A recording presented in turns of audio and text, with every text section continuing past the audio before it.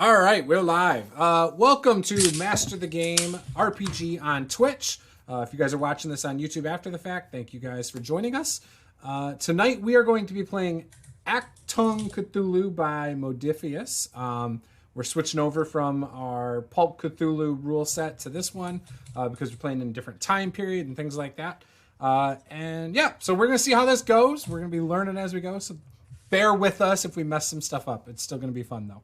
I'm sure it's still going to be just as over the top as normal, and as some would say, like altered carbon on LSD. With that, Peter, take it away. All right. It is Achtung Cthulhu, the Blackheart Crucible, and it is time for the recap from last time. We started off in my personal hell, where I was married, and I had a day job as an accountant. And my dream of being a wrestler was way in the past in this world. Then we went to Luther's personal hell. It was not my personal hell. That was my freaking wet dream come true. Okay, so here's the thing. There's no drugs. Well, no, but Luther met himself. Like, I mean, that was amazing. The first one, yes. That was your Shangri-La. Exactly. Yeah, 100%. Yeah. And honestly, I don't think it was necessarily my personal hell. Even when we were in Calico, that was pretty good. It was chill. I learned a lot. I learned self-control and that's not Luther. Well, it could be the fact that it could be the fact it. that Blake shot Luther in the chest, right? Like that. Right. I was in shock. It was shock. That's what it was. You were just coping. Yes. You were still in denial. Going through the stages of grief. But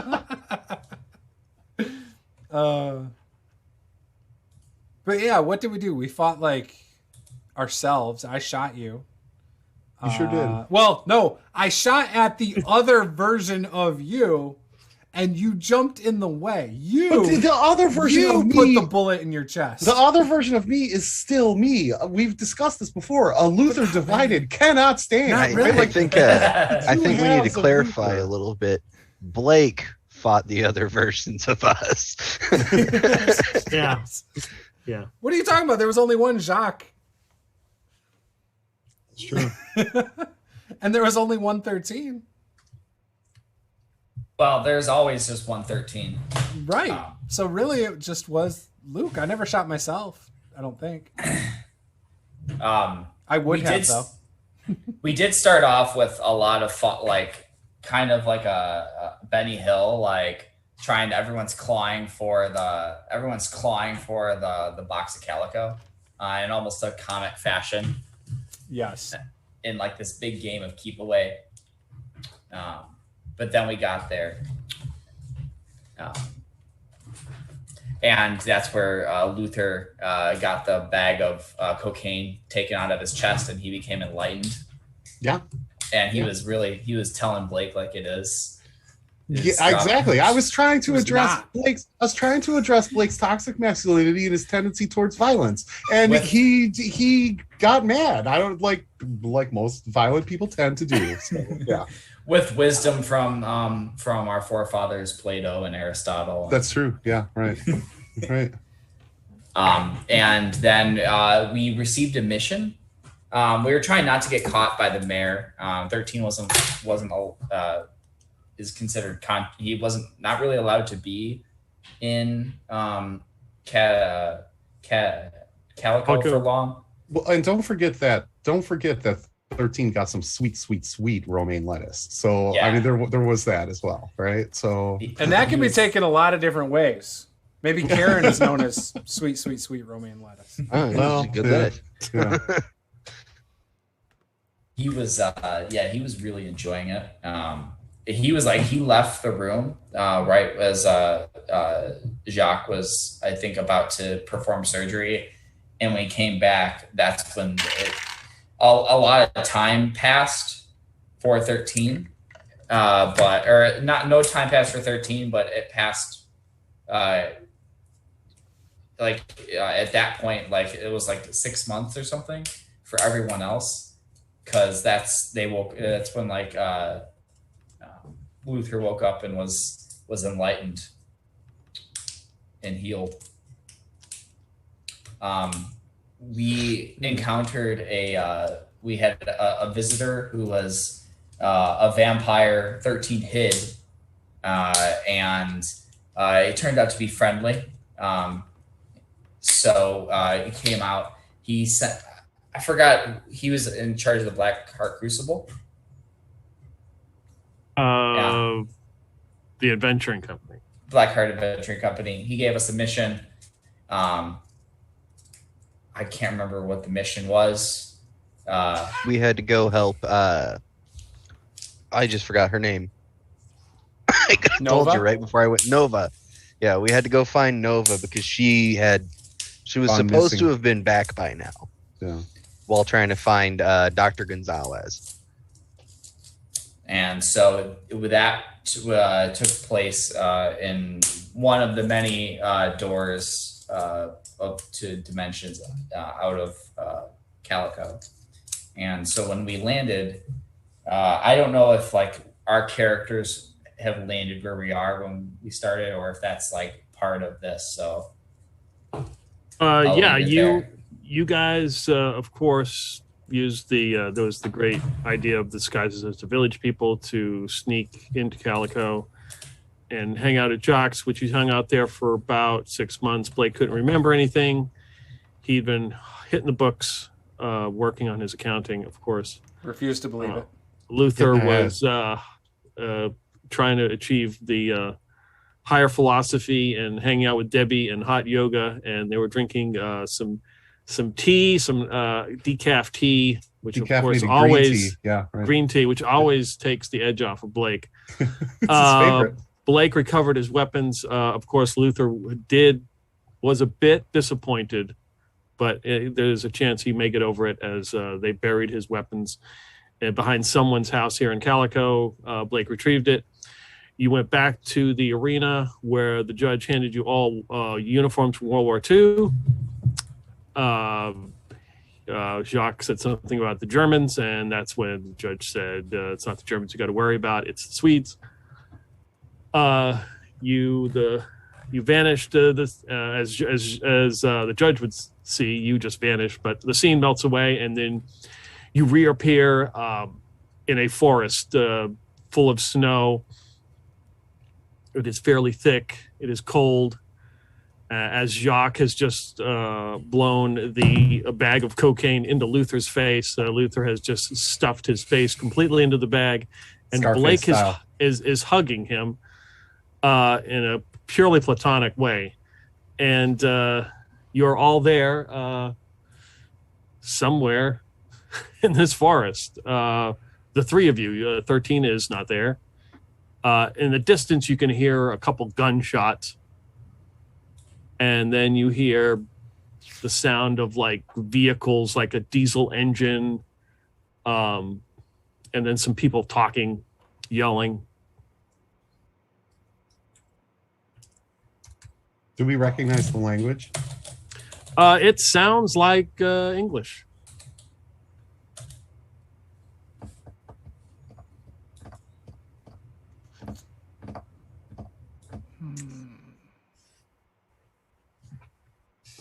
Sorry, I'm looking at equipment, trying to figure out what gun I have. Blake's already gonna shoot somebody. Yep, you got to start this thing off. Right. You said we're out in the middle of a field, right? You're in a forest. It's fairly thick. I mean, you can stretch your arms out and you wouldn't hit pine trees, but there's still it's still fairly thick in here. Jacques will kind of move to a little bit of cover and see if he can get an eye on where those vehicles sound like they're coming from. Okay, you move through the snow and crunching down through it. You look and you can see that there looks like a Jeep is stuck like in the mud or something, and they've got a deuce and a half that they're trying to pull it out. There's a couple soldiers, behind it pushing it. Do they look like allies? They do have the green uniforms, the drab green uniforms of Allied soldiers, yes. And we're in UNAS uniforms? You guys are in drab green Allied uniforms from World War II. Okay. So it isn't like country specific. It's just Allied forces. Uniforms. Allied forces, correct. Okay. I'll run up and roll my sleeves up. Say, here, let me help you. And they're trying to push their truck out of the mud. Yep. All right, I'll start pushing. Okay. So yeah, this guy's like you start pushing, you know, he's like smoking a cigarette and he's got like a 2-day scruff and he looks kind of weathered and he takes a quick look over and you're pushing and they get the Jeep up out of the ditch. And he turns, he's like, yeah, thanks a lot there, buddy. I appreciate it. Where are you from? Where am I from? Wait, hey, where are you from? That uniform looks kind of clean. It is clean. I just put it on this morning. We haven't had a clean uniform like in 3 months. Yeah, you know. We were just dropped in. Shit, who are you? Yes, sir. Jacques Clébume. Wait a second. Hey, Mitchie, I heard about this. D-Day, I remember these guys. They dressed up as Allied soldiers. Hey, wait a second here. And he reaches and starts to pull out his grease gun and points it at you. All right. I punch him in the face. As soon as he takes a hit off of his cigarette, I punch him. All right. Here we go. Yes, it's Achtung Cthulhu. We will start. All right.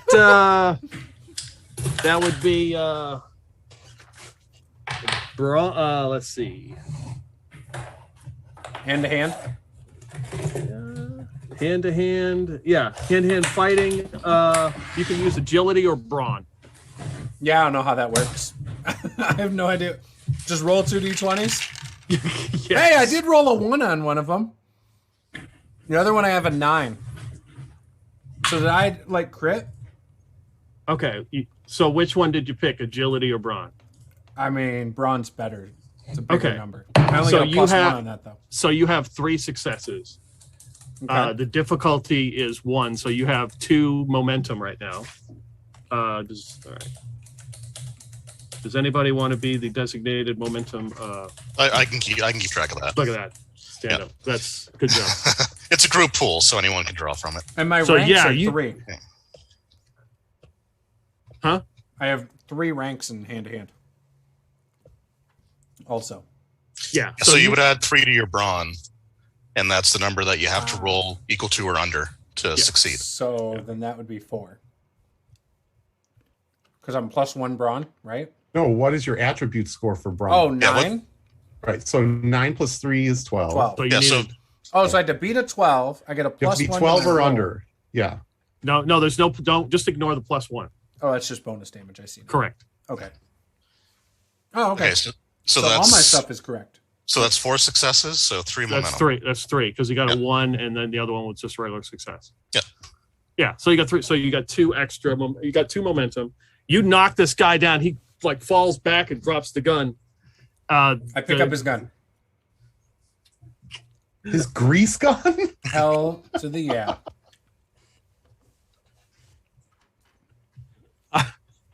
Right. Stand back or I'll soil your uniform. That grease could be pretty brutal. That stuff is very difficult to get out. You thought your uniform was dirty before. It's not literally a grease gun. Oh, okay. Got it. That's a slang term. Understood. I wrote down grease gun though. What does it look like everyone's doing? I thought he was literally like a mechanic or something because like they were pushing a Jeep out of anyway. Grease gun is a 9mm submachine gun. Gotcha. I don't have one of those. You know. Yeah. All right. So what does it look like everyone's doing around us? They're picking up equipment and it looks like they're packing everything up. But now that some strangers have showed up and Blake just punched this guy. His buddy Mitchie is just like scrambling and grabs his M1. Now everyone, let's just calm down. I don't appreciate people pulling guns at me. What's going on here? Push a Jeep. Well, I am just as confused as you. We showed up to help, and this man, we started to talk to him, and then he drew his gun on us. So I punched him and I took his gun. Yeah, what are you doing? What are you doing here? We just airdropped in. We were looking to Nobody regroup. airdrops in any. What are you talking about? I was there at the Battle of the Bulge. I remember those Were you at damn Calico? crowds showed up in allied uniforms. This started is shooting us. special mission. You think the No enemy problem, no. would be so dumb as to come in with fresh uniforms? I don't know, anything's possible. Hey, you just answer one question for me. Who won the 1945 World Series? That's all you got to answer. I am French. Yeah, you're excluded.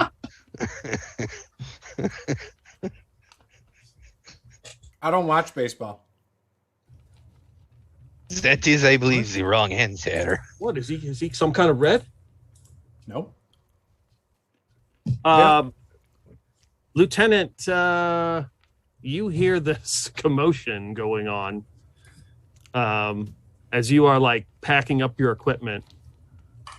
You see these three show up and have come into the outskirts of the camp.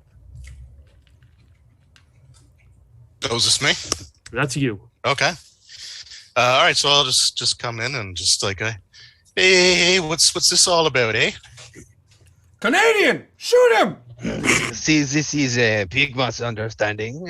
We were just dropped in, and we're looking to regroup. And we helped this man, or well, my friend here helps this man push this jeep out of the mud, and then we all got to talking, and he drew a gun on us. All right, so I'll turn to the person. It's like, well, what's the problem? What? Shouldn't you apologize first, though? Oh, it's terribly sorry about that, eh? But you can just never be too safe. They just jumped.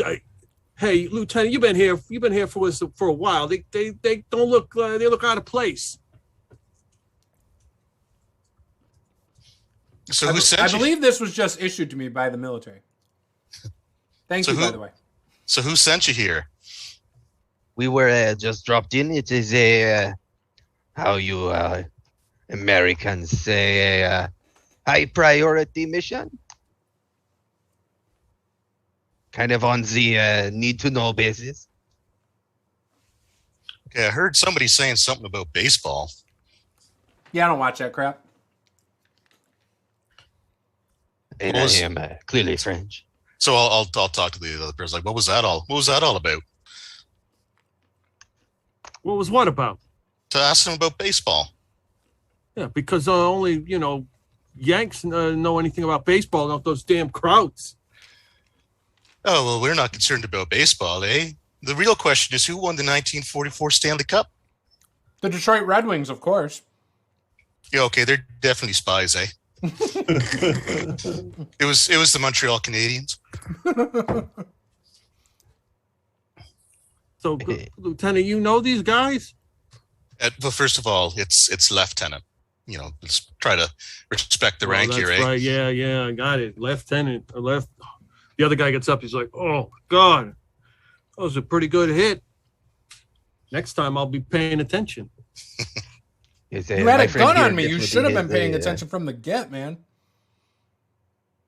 Okay, well, no need for hostilities. Okay, so let's just settle down, and we'll just why don't we just relax, maybe sit down, get to know each other. There's a place we can stand there. It's about 10 meters over, eh? Meters. I mean, I can't. I don't know if I can walk that far. Oh, because you got punched in the face. Come on. Healthcare is free.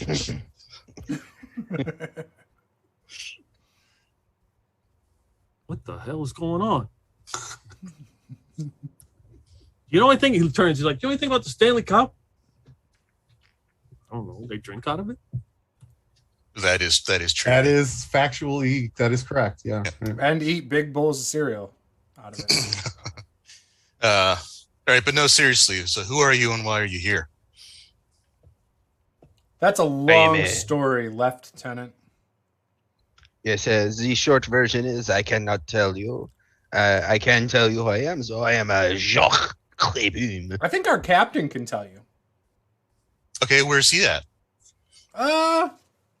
Luther's with us, right? Luther's hanging back, just watching Blake, give Captain! somebody a knuckle sandwich. He's right there. The one with the well, never mind. He doesn't have sore spots anymore. So he's got a clean face over there, actually. So Luther walks up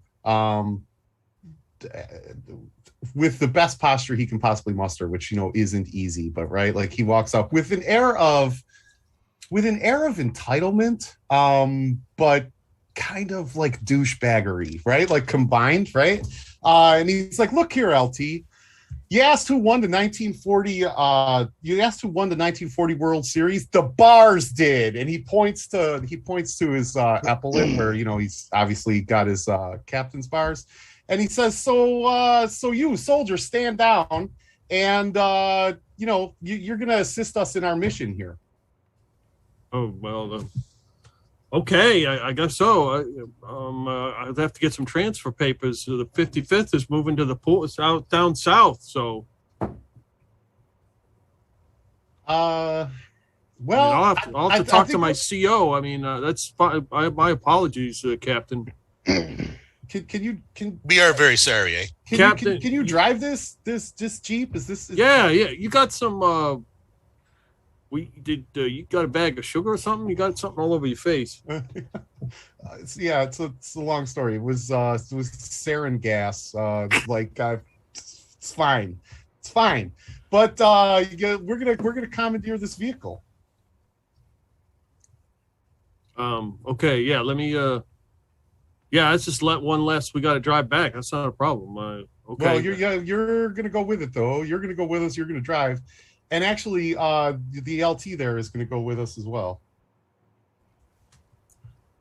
Okay, Captain, we've been awake for a long time. I'm sure you could get some of the extra doses of the medicine to keep us awake for the next few days, right? Sure, but I think Blake, Private Blake, that. We need this vehicle to get where we're going, right? Right? Wink, wink, nudge, nudge, nod, yes. Nod. That's why I helped push it out of the mud. I know you did a fine job there too. I saw what you did, soldier. I like the cut of your jib, buddy. The way you stand sir, yes, sir. No, probably not. But there's that. That's why we're bringing the LT with us, right? We need somebody to lead these men. I have more important things to do, obviously, strategically, and basically you need to keep your grunts in line here, LT, because clearly there's no discipline in this outfit. I could tell immediately. First of all, you allowed this government vehicle to get stuck in the side of the road. This is not your vehicle, LT. This is the UNAS government's vehicle. So clearly, you're not exercising the proper discipline within this unit. Clearly, we have a failure to communicate. So what I need you to do is to get your men in line and get in this Jeep and let's get over that hill.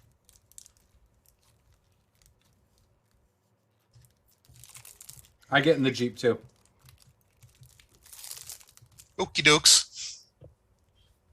Sorry for making you raise your voice.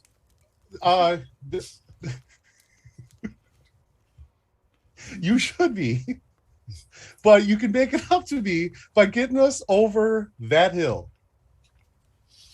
The private just kind of looks around for a hill. Well, it's beyond the tree line. It's just beyond the tree line. Do I have to do everything for you? No, sir. No, I'm sorry. Well, the lieutenant here is, he's from the north up the border, and so he was just attached to 55th. He was a journalist. A journalist? Do you know how to fire a weapon, son? Well, you just pull the little trigger thing, right?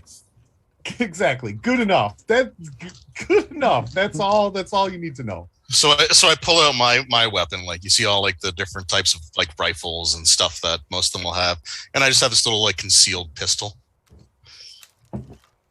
Just this little tiny thing. It's like I can handle myself, eh? Okay, well, that pea shooter will have to do, but let's all load into this Jeep now and get over that hill. Oh, he's like, all right, Mitchie, just tell the CO that I've got to help the captain. What's your name? It's okay. Again? We'll radio him on the way. You don't need to tell anybody anything. It's fine. What, Captain? What is it? Captain Franco. Captain Franco. Yeah. Well. Okay, Captain Franco. Okay, sir. Yes, sir. And he gets in the Jeep. He starts to, crank it up. Okay, and then I lean over to like Blake and Jacques, and I say, "Where is it that we're going anyway?" I am not sure. I couldn't hear perhaps, you. You're too quiet. Perhaps. Where is it that we're going? Where was Nova supposed to be? We did not. I do not believe we were informed. I think we're supposed to win this war on our own. This is a problem. Perhaps you describe this Nova to these gentlemen and see if they have seen her around. Good idea. Blake, it's your soccer. We are looking for a woman. Not just anyone.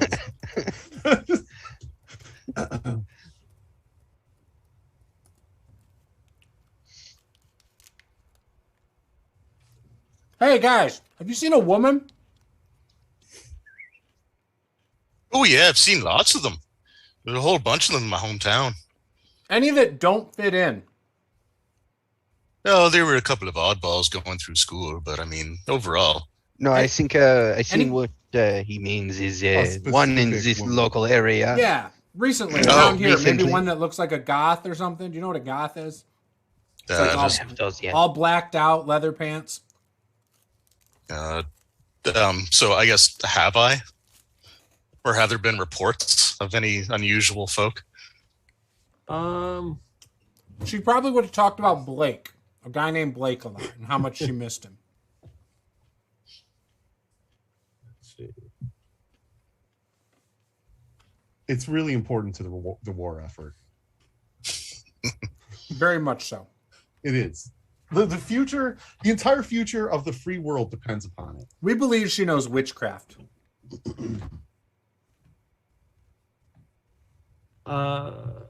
see. She has powerful friends within the maple syrup cartel. So you don't want to mess with those people. I know. So now you understand why we need to find her so bad. Oh, you guys are in trouble. You have my apologies.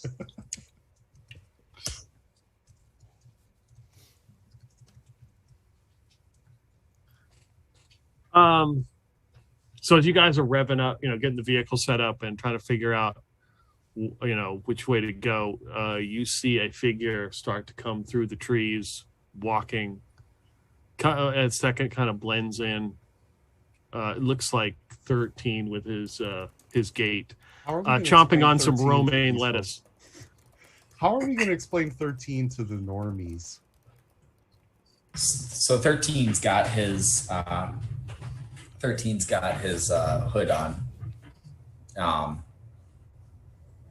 Actually, no, I think he would have I don't know. I'm not like what does a sergeant major wear?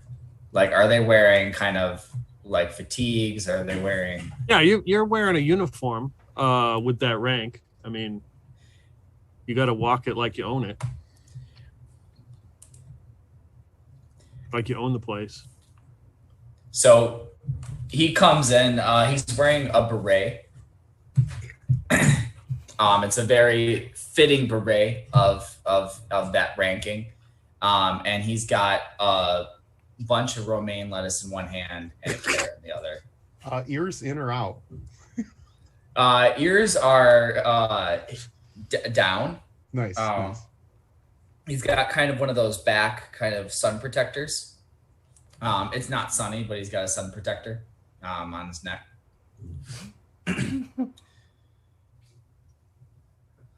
Seems I was dumped about 100 meters that way.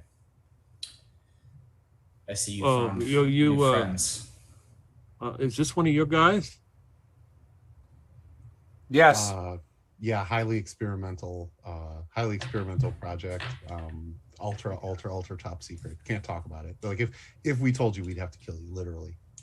It is best to pretend he is not that. I'd like to get some of those air muffs. No, you wouldn't. It all went wrong. If you ask really nicely, he might share his romaine. Not a chance. I wouldn't count on it. This is the last until the next rest stop. So, are we going somewhere? Yeah, I'm just waiting on the captain to I'll just drive it over the hill. I'm assuming we're not going to the port. Quick question though, soldier. And I'm testing you, right? Like, just know that I'm testing you, right? What is our objective here, soldier? Well, our objective here was to fight the damn Krauts that were in Jockfall, but we took them out, and so we've been ordered to head south to the port. Okay, and so where exactly are we standing right now? Again, I'm just testing you, soldier. I just want to make sure that you're aware of your surroundings. Oh, we're like 3 or 4 miles south of Jockfall. Okay. And when was the last time you engaged with the enemy? It was about a couple days. I mean, there's a couple stragglers that came in. Yeah, it was heavy fight for sure. Sounds safe enough to me. All right, I say we go. I mean, if you want to survey the scene, see what happened. I don't know. Yeah, maybe we do. We think? Well, Nova do. Yeah, maybe we do. Yeah, we do. We do. We want to survey the scene. I want to go pay homage to our fallen brethren. Well, we got all the guys out. There's just the damn Krauts there. Perhaps well, then I want to go gloat over their. I want to go gloat over their lifeless bodies. Perhaps a little bit of intelligence gathering, seeing if there are any sensitive documents. This is a good point. Frenchie's got a good point. Yeah. So what unit are you guys with?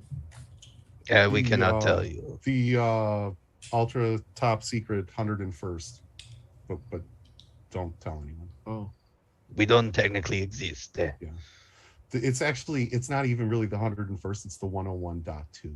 Like, if you keep telling him things, Captain, I'm afraid I will have to shoot this man. Yeah, but that just means I got to shoot him since I'm the lowest ranking one, and I don't want another body on my hands after telling him everything again. This is true. That was a very unfortunate scenario with the last 3. They deserved it.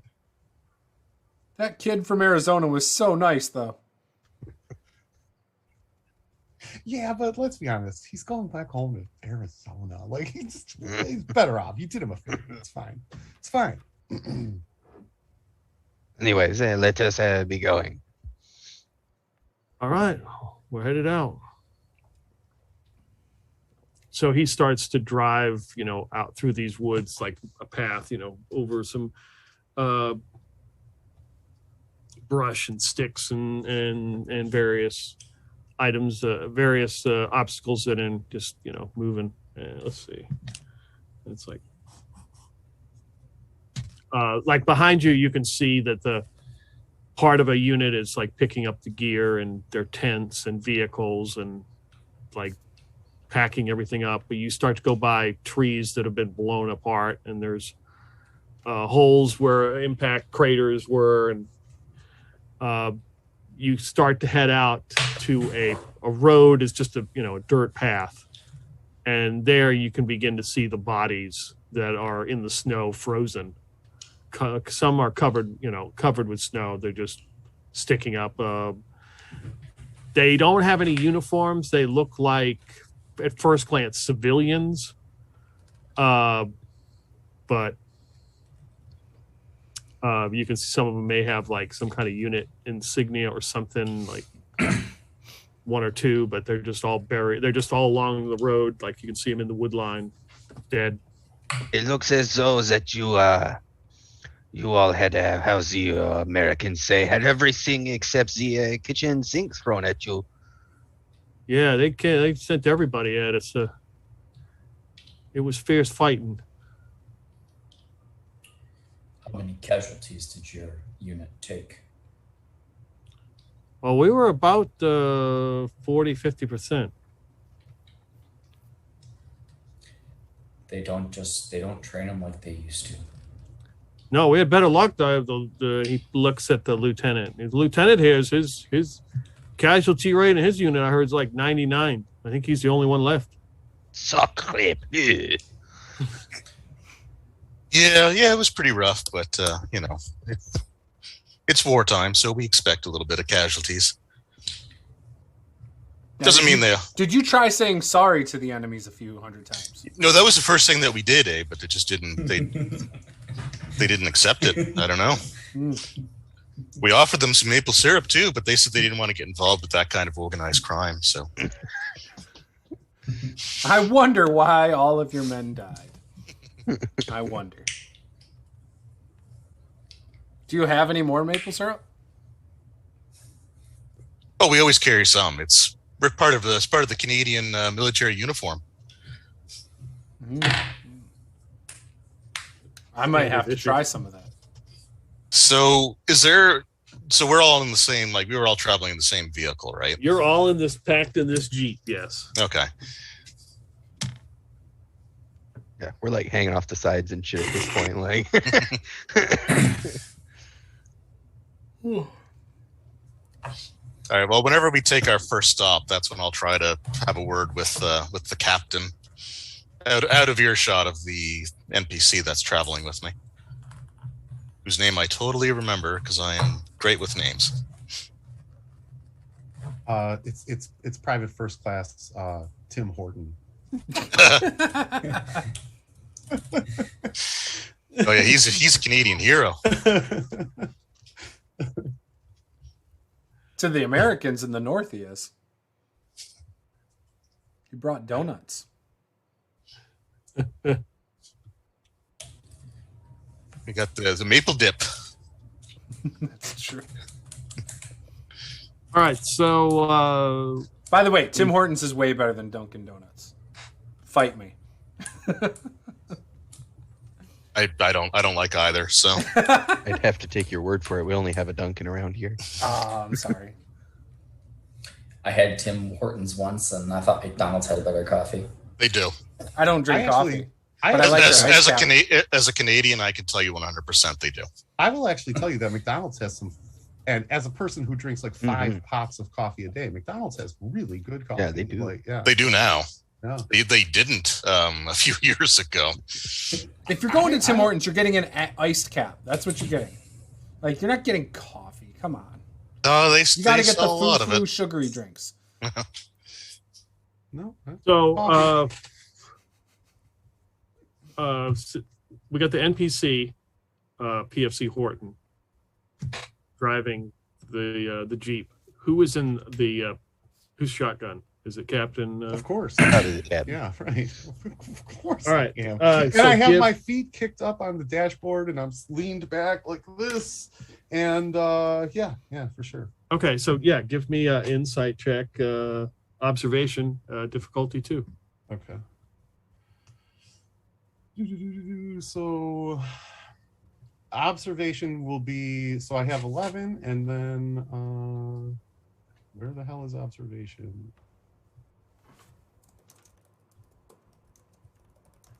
So does anyone see it? It should be 14, so you need a 14. Okay, 14. Okay. That's a 12. So did you roll 2? Yep. Okay. It's a 12 and a 14. So 1 success, right? So even in your casual state of relaxing, and feeling the vibes of the Bolivian marching powder, which you have consumed. Yep. You catch like the glint of a rifle scope for a second. Off to my right, left. Off to your right, like coming out of the window of a 2-story building. Okay. So I hit PFC Tim Horton, and I kind of I yell like, well, I don't yell out, but I sort of hiss to the rest of the Jeep. Sniper, 3 o'clock on the tree line in the building. I point my gun to 3 o'clock. How fast is the Jeep going? It's not going very fast. It's driving very slow. How far away is the building? Probably 100 yards. Horton, turn this Jeep around immediately so that the driver's side is facing the building. Put yourself between me and that sniper immediately. And this is how he became famous and started a food chain. Is there like a ditch or something just along the road? Yeah, I mean, yeah, you could jump down and get in the snow. Oh, yeah. And Jacques will leap off the back of the Jeep and dive for the ditch. Now it's time to throw one of those like IEDs, man. Like, yeah, I don't think I can throw something 100 yards. I don't know if they had that like 80 years ago. Well, no, but he just kind of like got makes dynamite. shit up. Yeah, right. Yeah. Like, that's true. I've got He a brought lot technology of dynamite. to their era. Exactly. Well, no, dynamite existed during this time period. Well, but all my remember, explosives were had, old. Like, he had a jacket that was entirely lined with explosives. Yeah, I mean, yeah, and I got a trench coat. Like, I have 2 bandoliers of dynamite on me, dude. Like, are you? Luther, And no underwear. Do you tell this guy to shield you, like to turn the vehicle? I tell him Okay. turn the Jeep around. Okay. I don't want. I'm on the exposed side right now. Like All right, give me a roll. Okay. We will go with Is this reason gonna be and charm or reason and persuasion, and it's definitely charm. So you need a 13. okay. So that's 7 and a 17. So one success. Okay, you got what you needed. He just turns this vehicle like and screens you. He's got the vehicle faced like this up like to the building. Damn good job, soldier. I'm gonna write the condolences letter myself when we send it home to your family. He shits himself, and it smells like maple syrup. No, he's PFC Tim Horton, not Lieutenant. Not Lieutenant He shits Maple Cartel. himself, and it smells like coffee.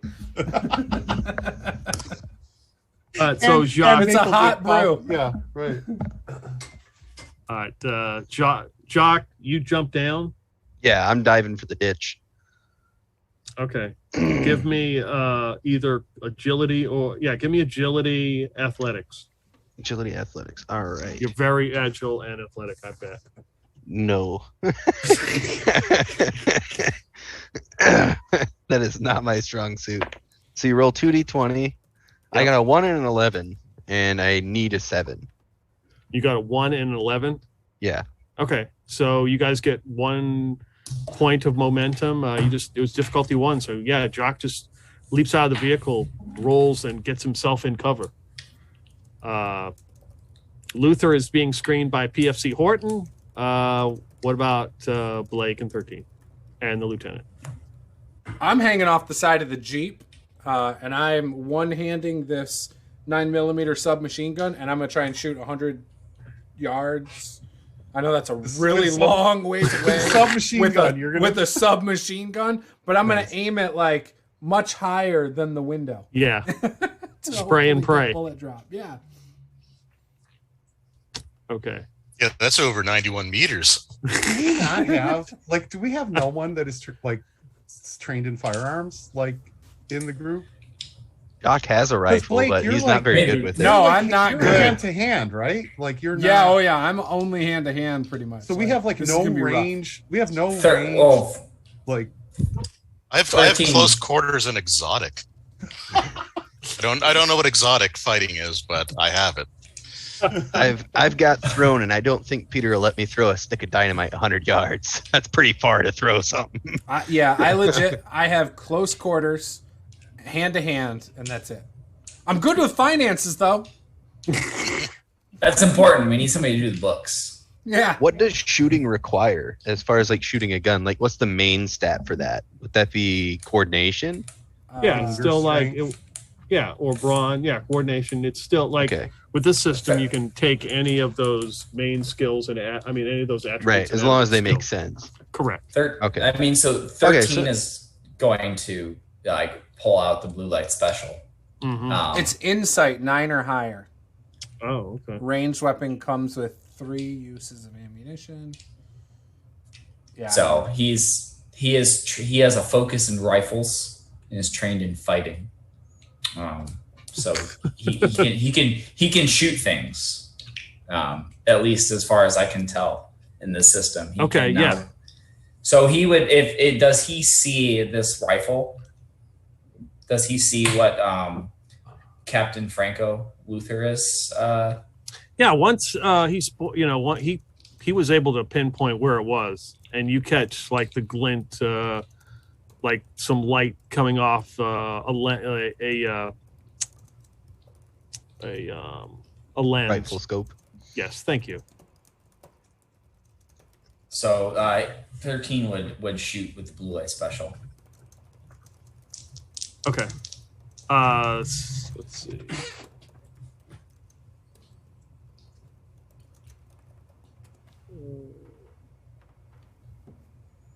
So fighting, I would say coordination. Or is it? Did you read somewhere it was insight? On page, I got it up right here at the start of it. 102. It just says ranged weapons. All ranged weapons gain bonus damage if the wielder has an insight of 9 or higher. And a ranged weapon. Oh, okay. So I don't know how this stuff works. I haven't read a whole bunch. I also have an insight of 9 or higher. So that's the damage though. That's not for the actual to hit. Yeah, just let's go with coordination and fighting, right? Yep. All right. It's a difficulty. So I gotta get. It's a difficulty 3 because of the distance and where it is. So you've got 3 moment. You guys have got 3 momentum. Is it 1 and then it goes 2 for 2, right? Is that how it works? And then 3 for the third one, and you can only ever buy up to 3 dice. Okay. You can also, you don't have to spend momentum if you don't want to. You can give the game master threat, and it would be like 1 point of threat will get you 1 die. If you want a second die, you need to spend 2 more or give him 2 more. But the momentum, you can spend that, and that's you don't have to worry about granting the DM stuff. But if you want to hold on to it for something later, you can do that as well.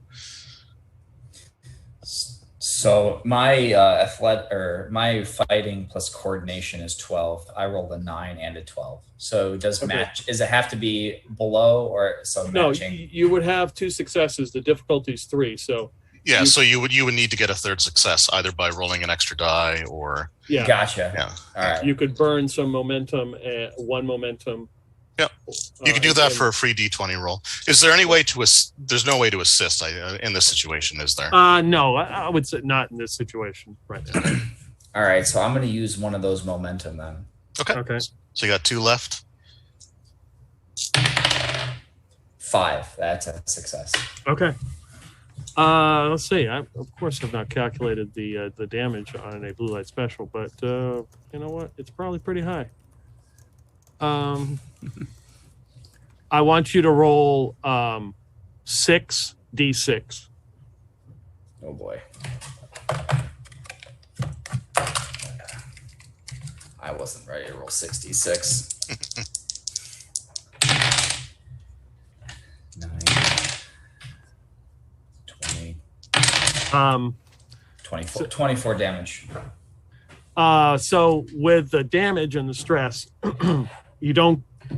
it's not a cumulative number. It's so I roll 1d6 6 times. Right. I need the actual numbers. So 1 and 2 and 3 and 5 and 6 are hits. 3 and 4 is nothing. So you miss.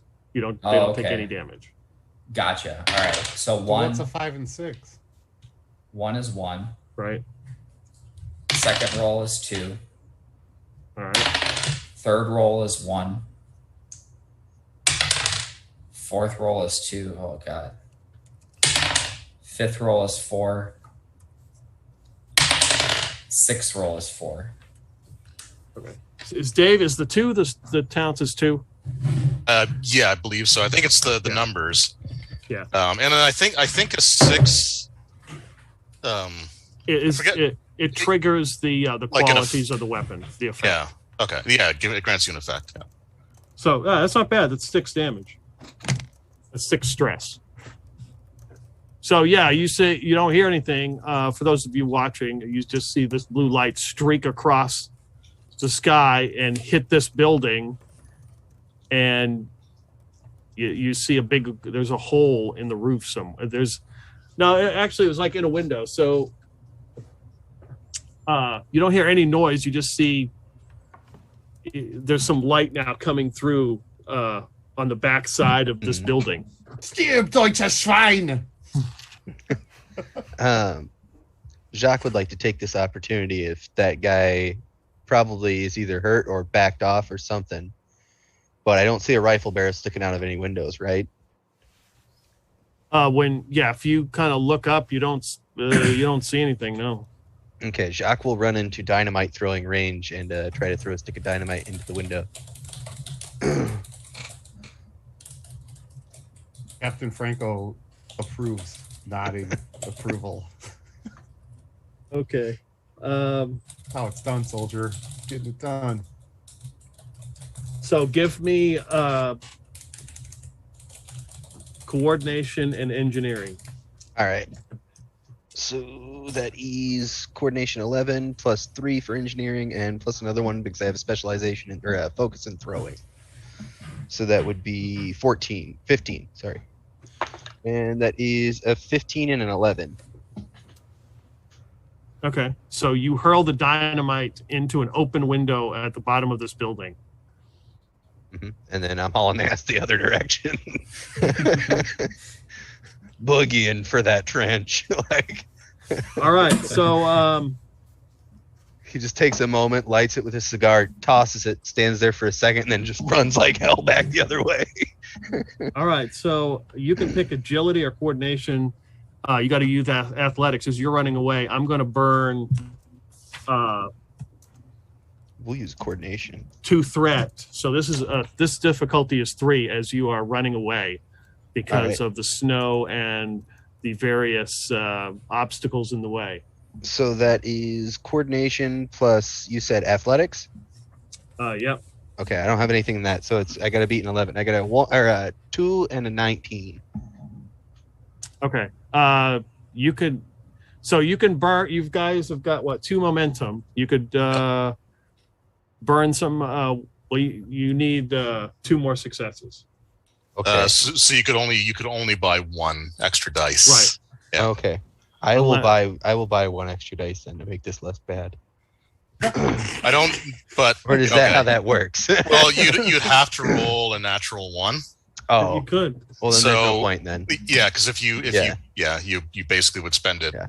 So Jacques begins boogieing back and then just falls down. You're supposed to use fortune before you roll, but since this is new, you could burn a fortune point and make that roll a critical. Yeah, we'll do that. That way I don't get blown up. Okay. Because parts of the building are probably going to be flying at me. Yeah. So then you would need to buy 1 extra dice and hope you succeed on it. Okay. We'll do that. That's better. That's a 14. All right. Oh, that's still not enough. Never mind. Okay, so that's still overall fail then. What did he get? A 14. So I probably got like halfway back and fell down in the snow. Yeah, you fell down in the snow. You see Jacques running, and then he like falls into a hole or something. Well, maybe the snow will form a protective shell around you. Jacques doing he's all curled up like he's ready. Jacques, you take 1 physical stress as a stray board comes flying and clocks you in the head. Oh, you face plant in the snow. I like to think that the board actually smacks him in the back of the head, and that's why he dies face first into the. Right. So when marking down on the stress, it's got like all the boxes. Do I just make a check mark? Yeah, just put a check mark there. All right. So there's a large explosion as the building has been been blown up.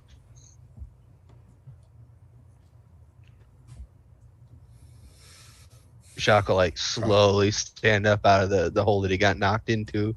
He's got like his cigar in his hand, and like it's halfway blown off at the end. Just be relighting it. Problem solved. Yes, with extreme prejudice. It's a damn fine job.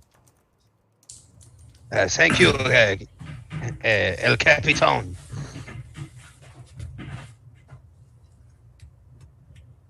Is there any movement coming from the building that just blew up? You don't see any other than the occasional piece falling in on itself. Well, that about clears things up then. Looks like you guys didn't take care of all of them. Private Horton.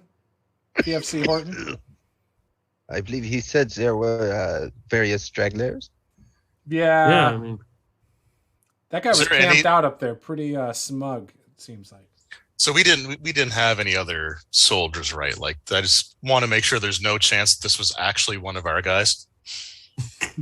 I already thought that. Oh shit! Didn't even think about that. I thought about that, but I was like, no, let's just see what happens. No, it's a allied soldier would not be pointing a sniper at a jeep. Right. I mean, nobody would turn a weapon on themselves. Right. No, a soldier would certainly never point a weapon at an officer. Like, that's just couldn't happen. Couldn't happen. I mean, I can go see Jack will start wandering over towards the exploded building. Do I find like is there like kind of peeking around? I'm not like trying really hard at all. He just kind of walks up to the edge of the wreckage and is like looking around. Does he see a body anywhere? Or? No. Well, if he was, he is how you say kaput.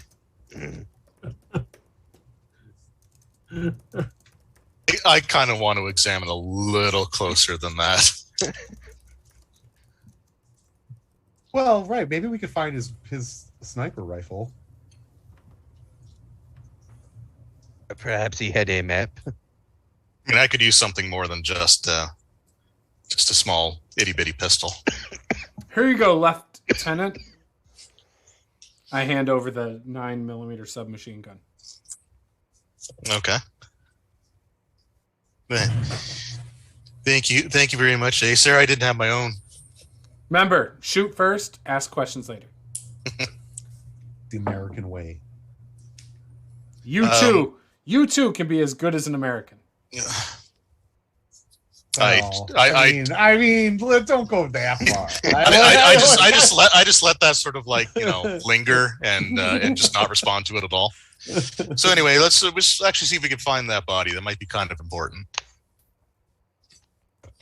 Hello, soldat. Hello. Damn it! I guess that's me and Horton over here because we're the lowest ranking. Yes, sir. Begin as digging. Okay.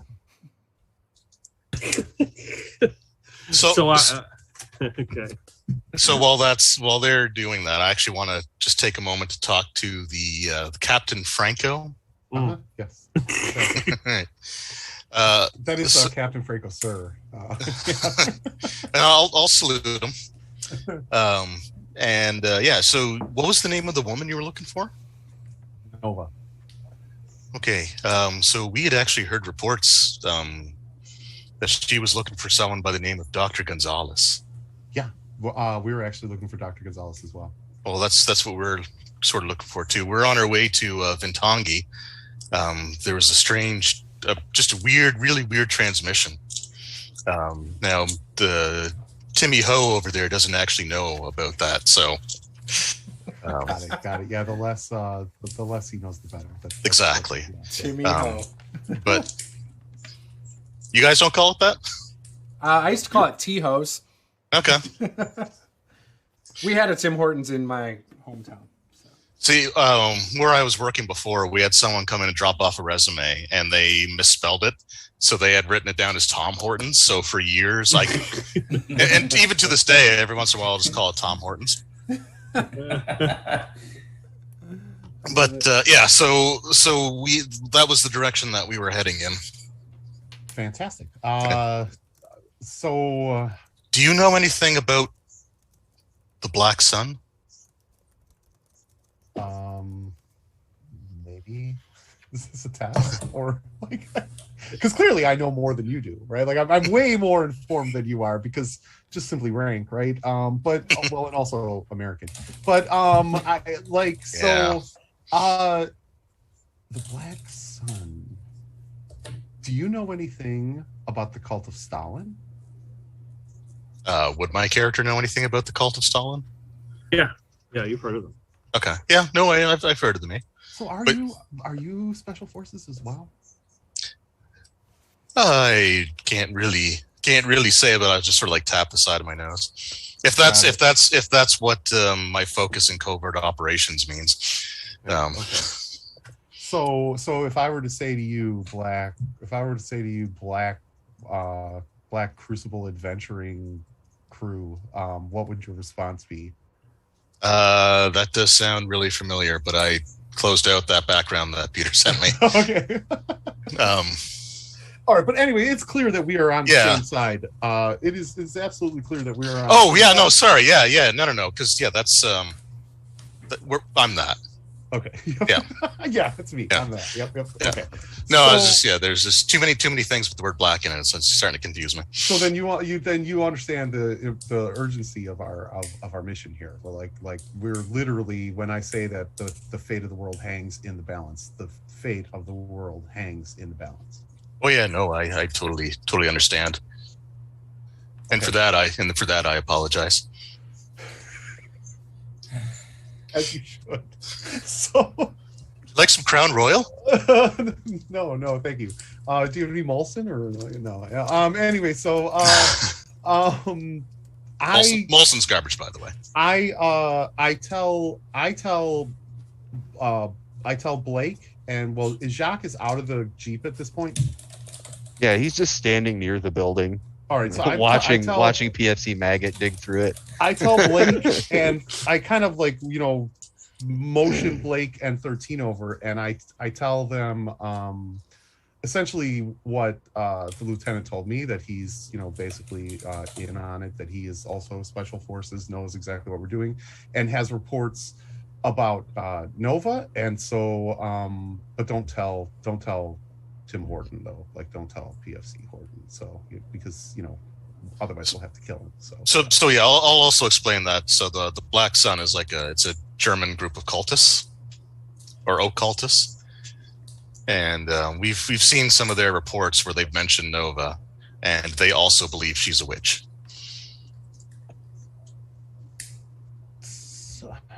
Okay. That is most interesting. That is very interesting, actually. Yeah. Right. Well, that is not necessarily wrong, but perhaps in their view they're right. But a bit misunderstood. Tell me, have you? What is the word on the Swedes?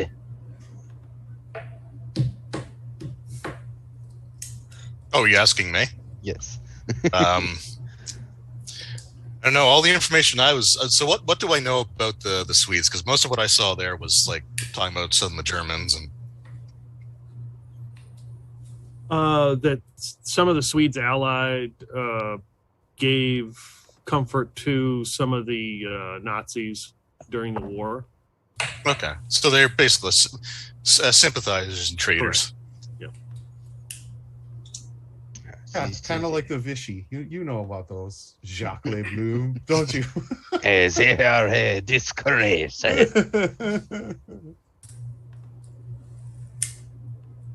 I spit on them.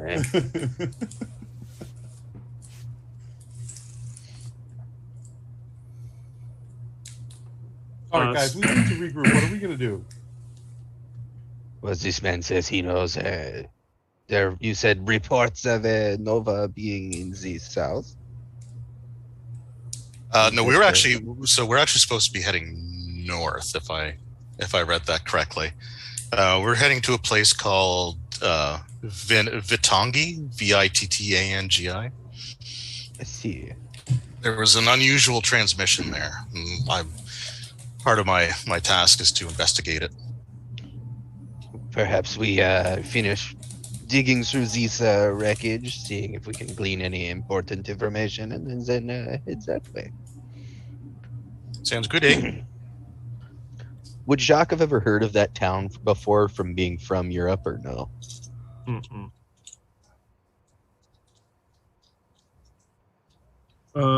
You don't have anything you don't have anything in you don't have a focus in history, do you? No, I don't have a focus in history. I do have 2 in academia, but that's it. I would let you roll on that. You could roll Reason? Reason, yeah, sure. Okay, that's actually not a terrible roll. It's a 12. It's a 3 and a 12. Hey. So the name sounds vaguely familiar. You've heard the story of a Viking from the Norse country supposedly was buried near there. Either they named the town after him, or I believe when I was in the library looking through surgical manuals that I came across a book that happened to mention some sort of Viking being buried there at one point.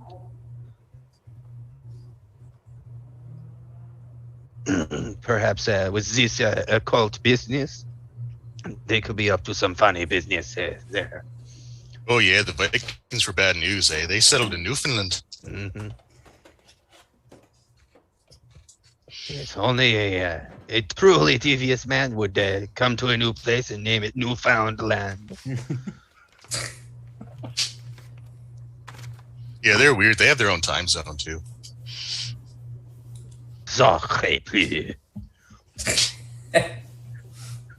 They actually do too. That's the funny thing. They're a half hour ahead of Atlantic time.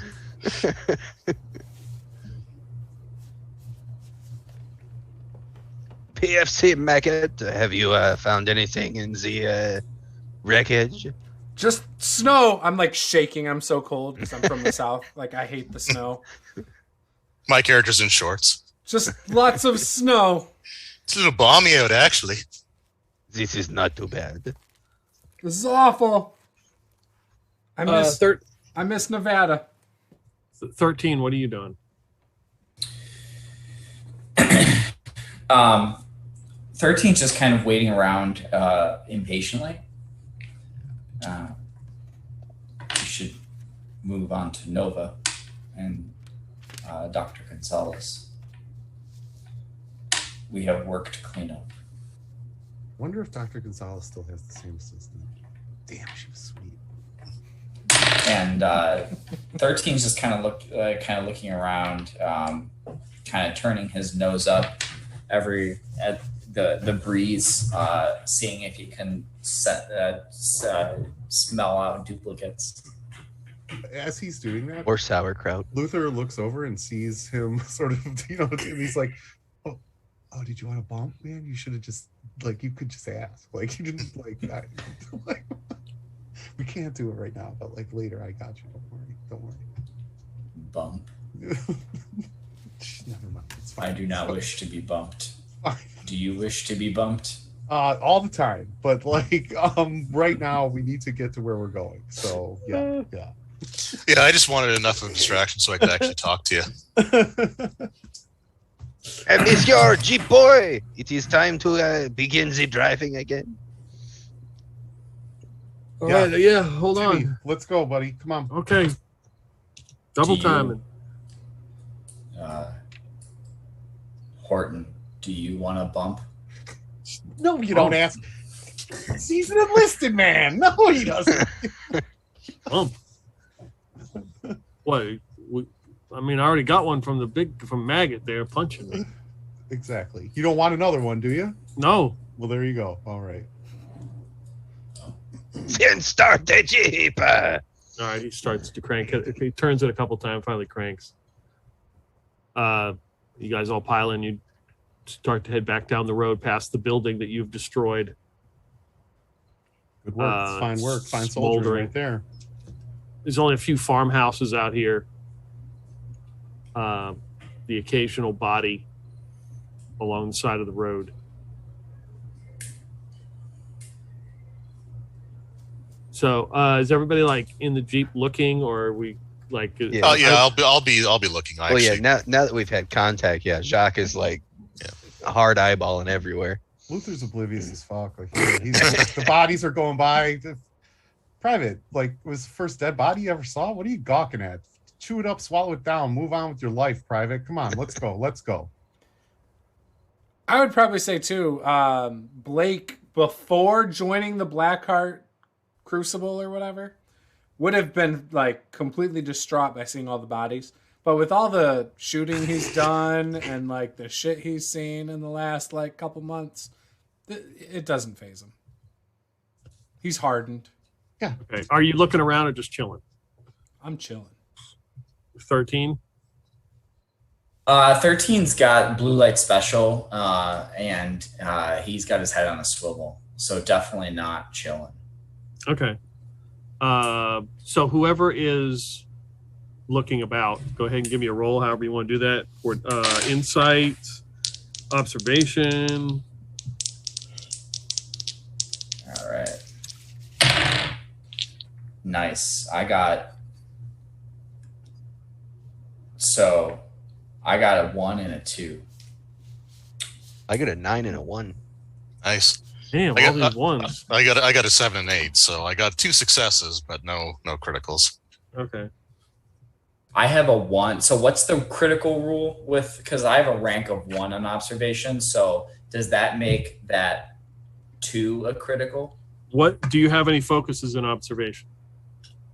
No focuses in observation, just a rank. The 1 in observation gets added to your insight. That's for your target number, yeah. So a natural 1 always counts as 2 successes. Gotcha. Okay. Yeah. But if you had like 2 ranks, and you happen to have an appropriate focus, then you could get a critical on a 1 or a 2. So you've got 5. So everybody has succeeded. You've got 5. Add 5 more momentum. Okay. Nice. So we got 6. Is there a cap on momentum? That's a good question. I don't know. Is it 6? Well, that's what we're at 6. So okay. Just for now we'll keep track. We'll have 11. So you guys are looking around. You spot so Jacques, you spot a body. You've seen bodies alongside of a frozen. That's got some kind of black moss growing on it. Same thing with the lieutenant. You spot another body that's got some kind of like, lack of a better word, moss. It's got like some black moss growing on its arm as it's like sticking out of the ground, frozen. Look, that's the same shit that's Sacré on Jacques Bloom's leg. No, 13's hands for that matter. No, that is a necrosis. This is a moss or a fungi. Well, I am a fungi. 13, you see in the woods, there's some kind of like little hut in the woods as you're slowly driving. A door opens to this hut. You see a person come out with like a broom and like sweep and then just go back in and close the door. Could I see what this person is wearing? It looked like a woman. Now for me, let's Clover. Let's go. Yeah, max momentum is 6. I just found it in the rules. Okay. So we're at the max. You're at max. Okay. Yep. All right. That makes it easier. I can use a D6 to track it. Boom. 13 just going to take note of the hut. And he kind of pointed out. I don't think we need to stop. Yeah, but it was a woman. It could be Nova. It was a woman with a broom. Like, it's a witch. Like, come on. Like, right? That sounds like Nova. She was definitely a witch. Perhaps this woman knows information, has seen things. Maybe knows what she's happened. got the witch's weapon, the broom. I believe they use a wand as a weapon. Or a broom. They fly on the broom. French witches are weird, man. I wasn't really paying attention because I was thinking to myself how, like, you know, useless and inconsequential all of you are in my actual life. But so could you just tell me, was it an attractive woman with a broom, or was it like, I mean, what are we talking here? Like, she's no Nova. On a scale of like 1 to 10. It is probably hard to tell at this distance. Yeah, but he has really good cunning eyes, like for sure. I mean, let's be honest, Captain Franco. All women are hot in the dark, right? And it is nighttime. That's a very good point, Maggot. So I think we should. Just stop. Like, we can just stop and say hello. Who knows? Maybe she has some coffee or something a little stronger, or like I'm a little peckish. I could eat. I'm just saying. Besides, I got a hemorrhoid the size of a cue ball and a really bad attitude. So, like, if you hit one more pothole, let's just stop. I'm not like, let's just stop. TMI, Captain. TMI. Also, I would very much like to collect a sample of this moss. Boyfriend. Oh, I thought you were going to want a sample of his. I thought he was going to say hemorrhoid. No. Hey, if you want to surgery on him again and see if there's anything you can do, you can lance it. Yeah, you can fix his red sock. Right. I say we just stop. Let's just stop. Actually, you know what? I outrank everybody here. We're stopping. How about that? The Jeep comes to an abrupt stop. You want me to watch the vehicle, Captain? Yeah. Stay out here with the Jeep. If I need you, I'll yell. But make sure I'm yelling in. If I'm yelling, someone else's name, don't come in. But but otherwise, yeah, for sure. Why would you be yelling someone else's name, Captain? I don't know. That is above your pay grade, Maggot. Exactly.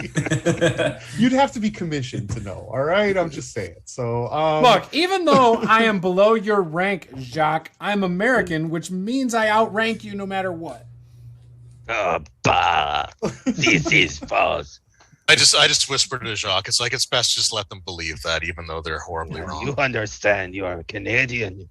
Oh yeah, we know all about America. Perhaps it's okay though. He's French Canadian. It's fine. Exactly. It's totally fine. Yeah, right. All right, you stop the Jeep. I didn't manage to get a good look, but from 1 to Romaine, she was iceberg. I don't understand that scale. Like, is iceberg better or worse than, say, anyway, it doesn't matter. I go knock on the door. Okay, so you get out of the Jeep and walk. It's about 20 yards through the woods and the snow, and go knock on this little hut. Yep. If there was any bodies on the way with the moss on them, Jacques would have collected a sample. Okay. How are you collecting a sample, Jacques? I'm gonna take a specimen jar out of my medicine kit and put it in that. Like getting a knife, or you?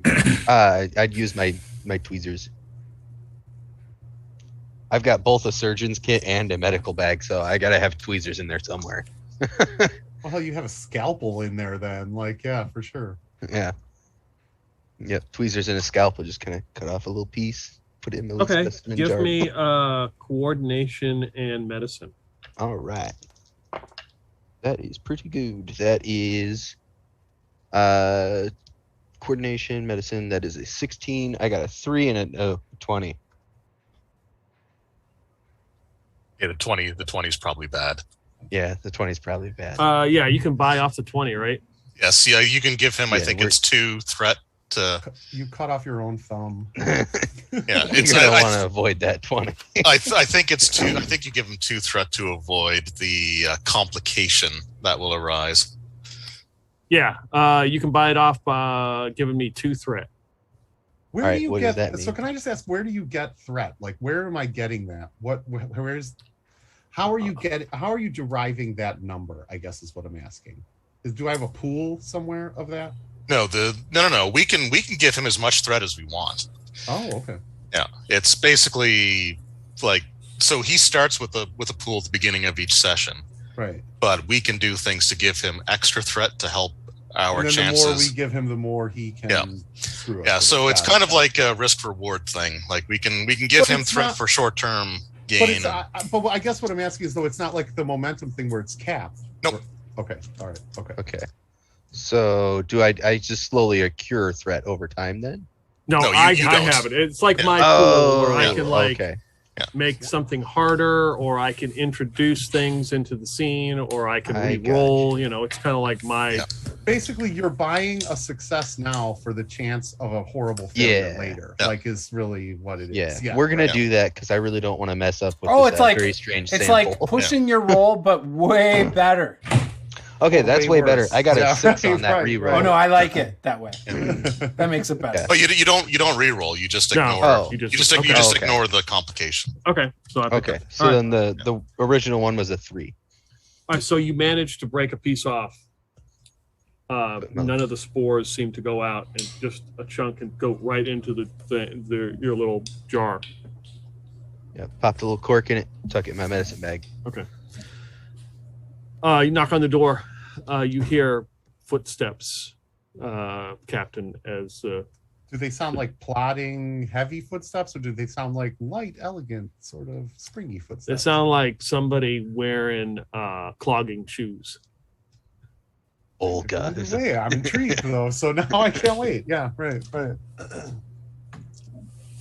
Who is it? It's Captain Franco, ma'am. Could you please open the door? Come in. And the door opens. Like all by itself? It seems to be, yeah, unless she's like standing right behind it. Hey, I yell back to the chief. Hey, Horton, I'm gonna need you after all, buddy. Can you come here real quick? Cap, me? You sure? Yeah, yes, sir. You. Okay. All right. Soldier, not sir. Sorry, didn't mean to say that.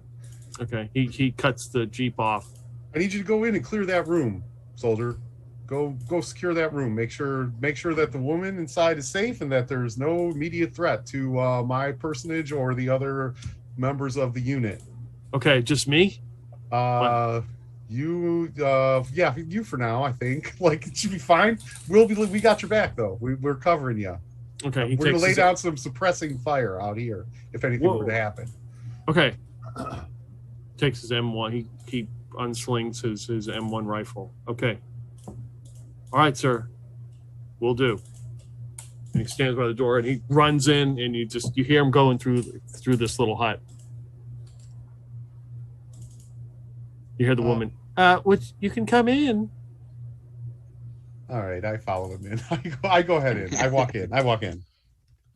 Okay, so you walk into this room. There's like a stove in the middle with a big pot on it that's cooking something. There's a lot of animal skins that are hanging from the ceiling, and there seems to be a back room with a like a drape or a curtain over it, and Horton has pushes his rifle through and he goes back into the back room. There's a lot of looks like jars, canned jars, and stuff like that. There's an older woman. She's got real graying hair and lots of warts. She's wearing black wool clothing, and that comes down all the way to the bottom. She's got some big gold clog shoes on, holding her broom, looking at you. All right. Get in there, Captain. Guten Abend, Frau. we were just driving by and wanted to make sure that you were, that everything was okay. Wow, we see a bunch of it looks like you've seen some action, and we wanted to make sure that you were okay and that you weren't in need of, any. She smiles. She kind of smiles at you, and she says, "Not in a while." You haven't been okay in a while, or you haven't? Oh God. Okay. All right, everyone, let's give the captain a little privacy, okay? No. What I meant to say, ma'am, is that it looks like the battle, like the front lines here, have gone right past your residence, and I wanted to make sure that you didn't need any assistance, if you were okay, if everything is fine. She's looking you up and down. Couldn't have been better. Will you be staying?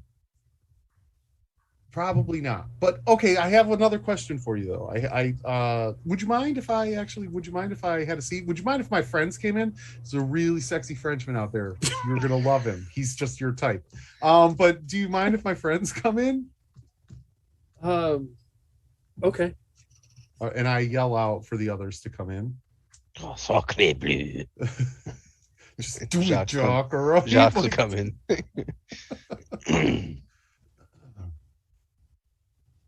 Okay. And so, all right, so they all enter. Luther will take a seat. Okay, yeah, it's a little bench, like a little bench seat. Okay, I will.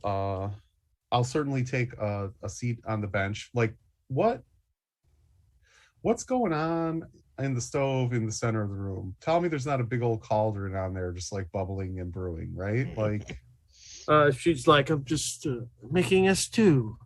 Yeah, I bet you are. She gets a wooden spoon out and stirs it up a couple times. Eye of newt and tail of cat. PFC Maggot is probably like huddling around the stove, like trying to get warm. Give me the heat, man. Give me the heat. Are you out here all by yourself? Do you live here by yourself? Yes.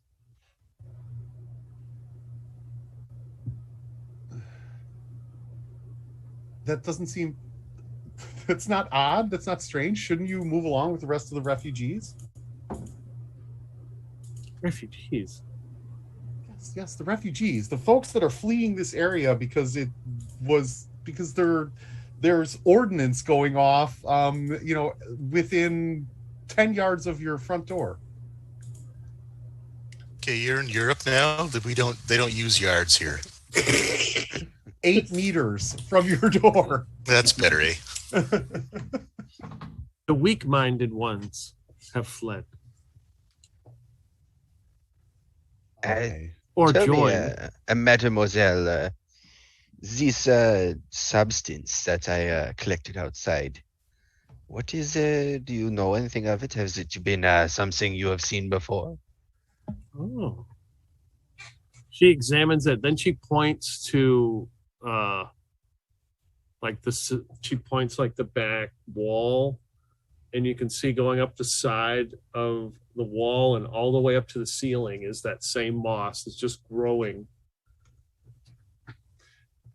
I am looking around. Luther is looking intently around, trying not to stare though. I'm looking for any sort of symbol like a black sun.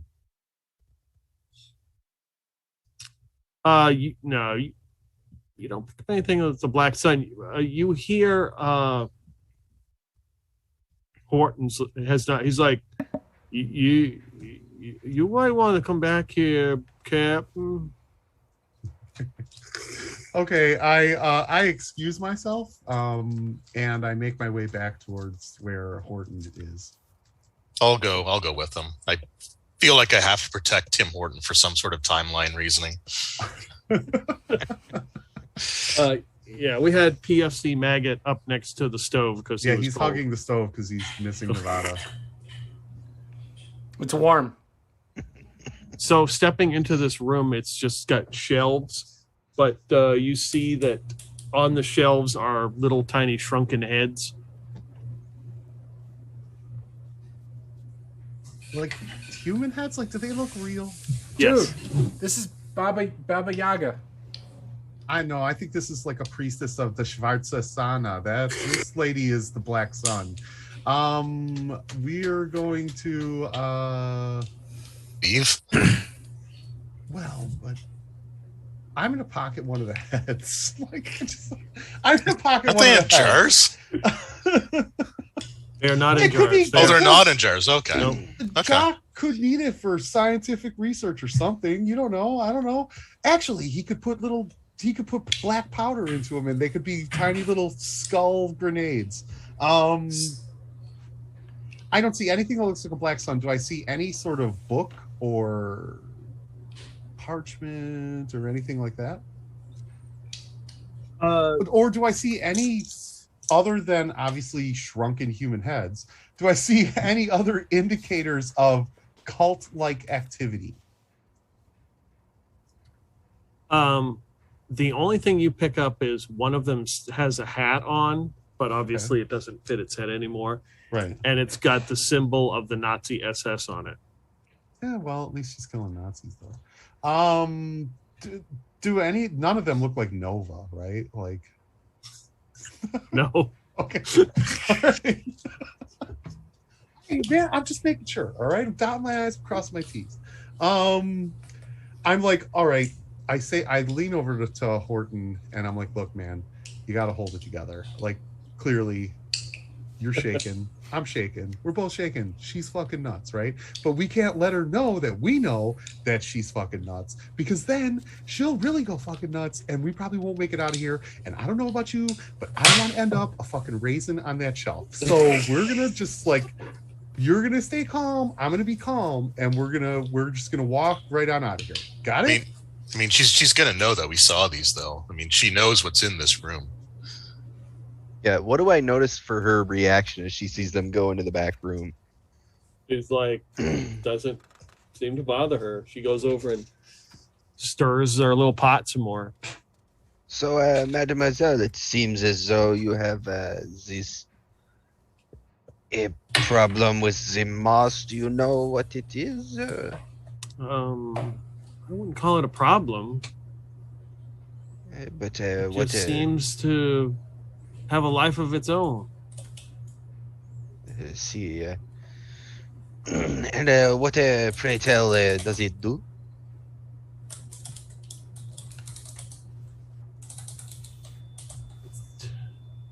Seems to speak to me. I see. And what kinds of things is it typically telling you? Oh, secrets, of course. Oh. Lots of secrets.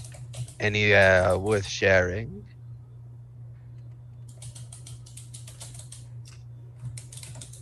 Only if you have secrets to share. Well, I may have a supremely divine recipe.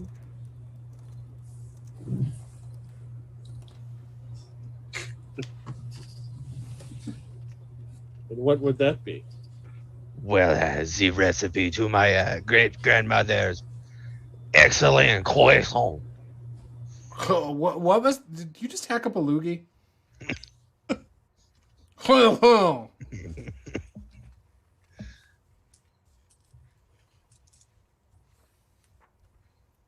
I don't think those are the kind of secrets she's looking for. I'm just saying. I've seen things, Jock. So 13, are you inside? I take it you've gone inside as well? Yeah, 13 has followed inside. He'd be looking around. He's pretty suspicious of this woman. And he is also looking for signs of the occult. 13 is a occult scholar as a talent and a holy person through his spiritual leader background. So he knows about things. Why is that? But Dustin's trying to be all serious, and you're just like the teachings of the Prime One, man. Yes. Exactly. So, yeah, you know, fitting 13 into these what they have is a little interesting. So, but yeah, he knows things about. So he's like he's kind of scoping out to see where she fits in with what he knows. Also, this black mold. Yeah. So if you want to make a roll,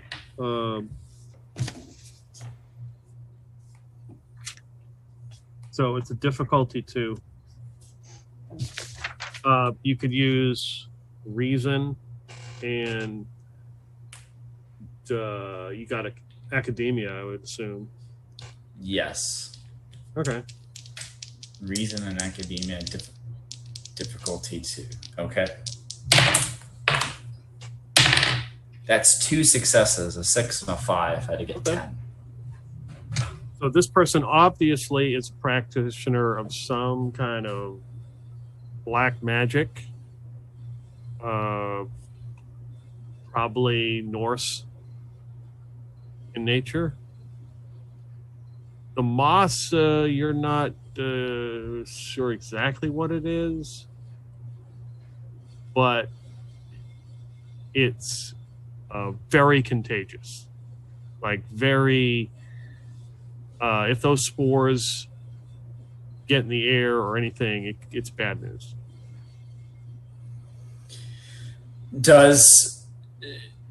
What does 13 know about practitioners of Norse magic?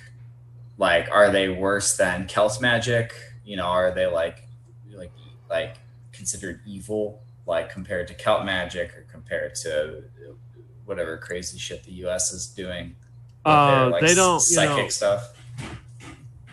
They don't raise up duplicates, so who gives a shit?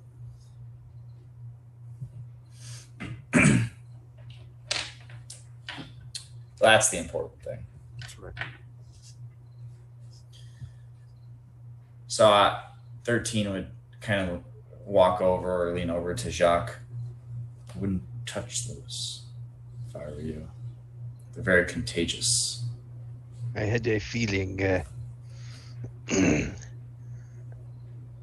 you look as though you had another thought about this woman. She is clearly a practitioner of dark magic of the Norse kind. I see.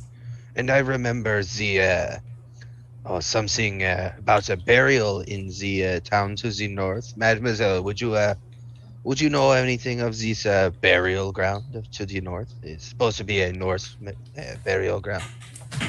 I wouldn't go there. It's sacred ground. I see. And what about would you Founding? say? Have you ever been there? That is where the burial is. Oh, okay, got it. Yes. Did you like my collection? It was lovely. Quite unique. Mademoiselle, would you say that this sacred ground is very powerful? Yes. What is the collection for, by the way? More specifically, what is the collection of? It's just a hobby. I think Everyone's she's gotta have a going hobby. for catching them all. Got to catch them all. So, Is this Nova's mom? So would you say if there was a nefarious cult about that they would be seeking this holy ground? oh, they have trampled all over the sacred grounds. I see. The Black Sun. I was just going to ask that, yeah, if she's heard of them or what she knows of them. No, I don't know of them. They're not What from are you here, though. referring to? They're not from here. I think she's referring to the Nazis. Well, the Black Sun is German. Oh, I see. Tell me, mademoiselle, have you seen a woman come through these parts recently?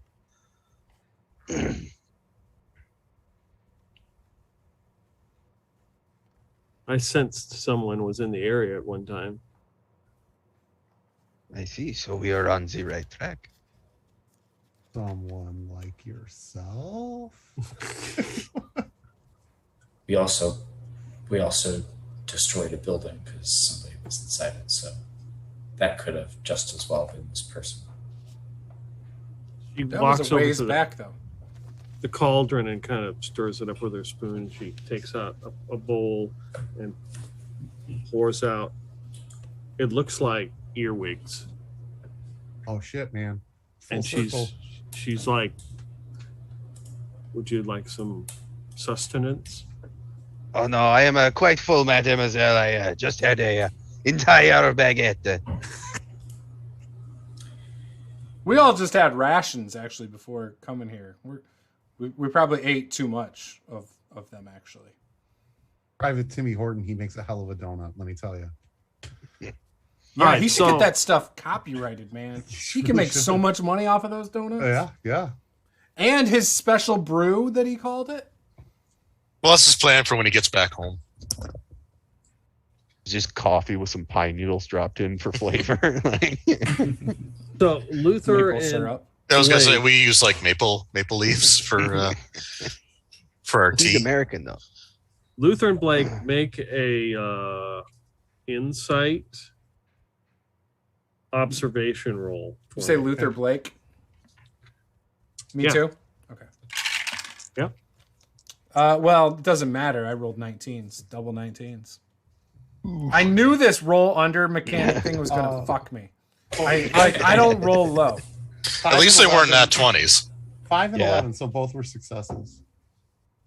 So Luther, as you see the bowl of maggots, the bowl of earwigs, and now you see the moss, you remember a hospital that you guys were at, and somebody was covered in this exact moss and were crawling with earwigs.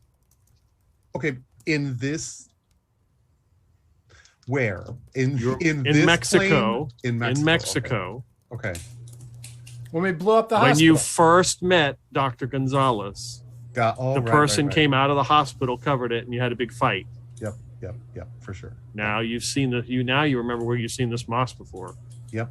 I mean, Again, when we full sanitized circle. that hospital. Sanitized. Correct. When Yeah, you sanitized it, yes. Yeah. We didn't blow it up. We sanitized it. Right. Correct. Right. For sure. Yeah. It's full circle, man. It's following us through all these planes in existence. Blake, look, man, it's the maggots in the moss again. Or it's the earwigs. Maggots? Earwigs. I was going to say, those believe look a you lot are like a earwigs, man. Not maggots, earwigs. You mean to say you have encountered these before? We have, yes. Yeah, flying earwigs. Disgusting. Gross. Dangerous. And they explode out of well, I guess I was gonna say dead people, but really they're not. They're kind of animated dead. They're more like undead. Yeah. They're worse than locusts. They devour everything. They'll in their cover path. us. Perhaps we will be going, mademoiselle. Oh, she's like. Thank you for your hospitality, and I apologize. Yeah, if you want, we'll leave the Canadian with you.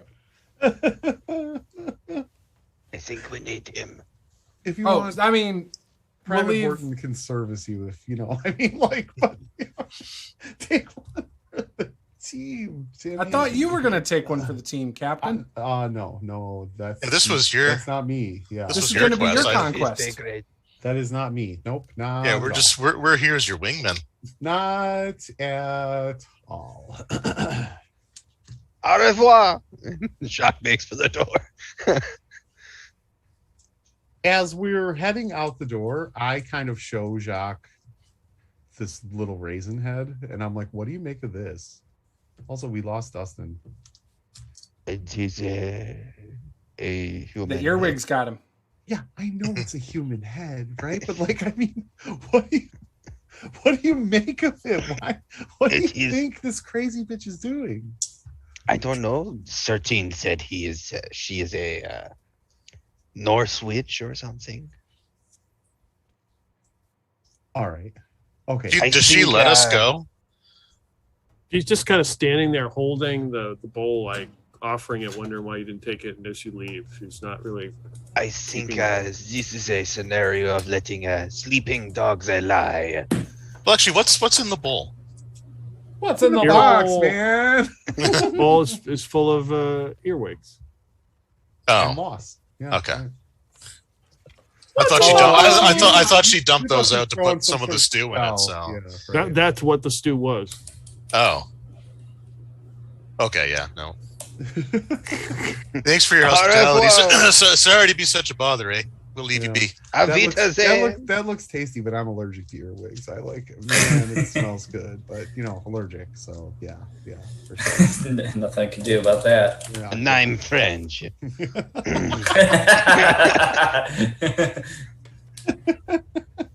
Enough said. 13 would treat her with caution after seeing the earwigs, because he's seen enough earwigs to know that they've never been a good son. No, they've been awful since session 1. The thing is, though, like, we've never actually dealt with debt. Like, I guess what I'm saying is the earwigs that we've encountered have kind of almost had a mind of their own. They act as like sort of this hive mind. These are like dead. Why would she be killing the earwigs? Like, I don't. Anyway, she said sustenance, so I assume she is she's not really out there hunting. Yeah, for sure. Oh. Anyways, let us be going. Yeah, let's get the hell out of here for sure. So you guys are all headed out her door, right? Hell yeah. Down the step out onto the snow. As you look and see your vehicle, you can see that there are 2 figures that look like they're covered in snow and have some sort of rigor mortis, who have gotten up and they're just like pawing, looking at your Horton, vehicle. I told you to watch the Jeep. What the hell are you doing? You're slacking on the job. Captain, you called me in there. I pointed out the heads to you. I distinctly remember telling you to watch No, the you Jeep. didn't. Looking around, dude, the other bodies in the snow look like they are now moving as well. These are the only 2 that you saw. That you can see they've got the black moss on them. Oh, you can hear a vehicle approaching. You can hear the engine approaching. I mean, you can hear the engine. From the north or from the way we came? From the way you were headed. Ooh. So are these 2 bodies, can I just like can I tell by looking at them, do they look like the bodies that we saw, the dead bodies that were laying there? The same bodies? Yeah, they look like the same bodies that were laying there when you went in. Like Jacques got a sample from one. They have the black moss on them. Okay. There's like a chunk of moss missing off one of them's face. Yep. Don't let them touch you, boys. How about we just hop in the Jeep and go? As they are by the Jeep. Yeah, they're between us and the Jeep. If we lure them they're away dead. from the Just Jeep. walk around them.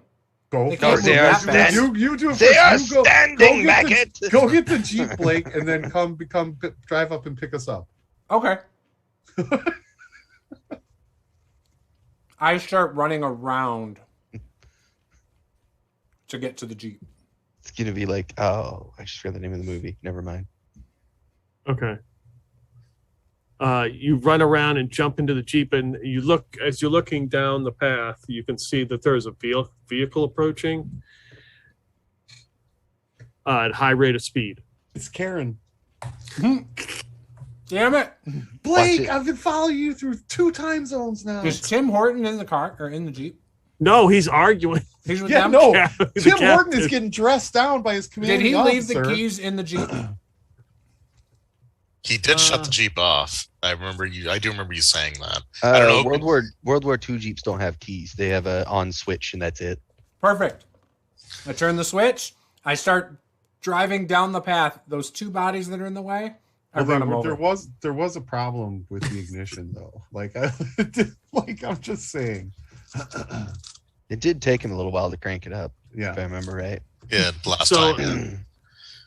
So, are you going to focus on trying to get this thing started, or focus on the one zombie creature that is now crawling over the other side of the Jeep to try to get to you? Hold your breath, Blake.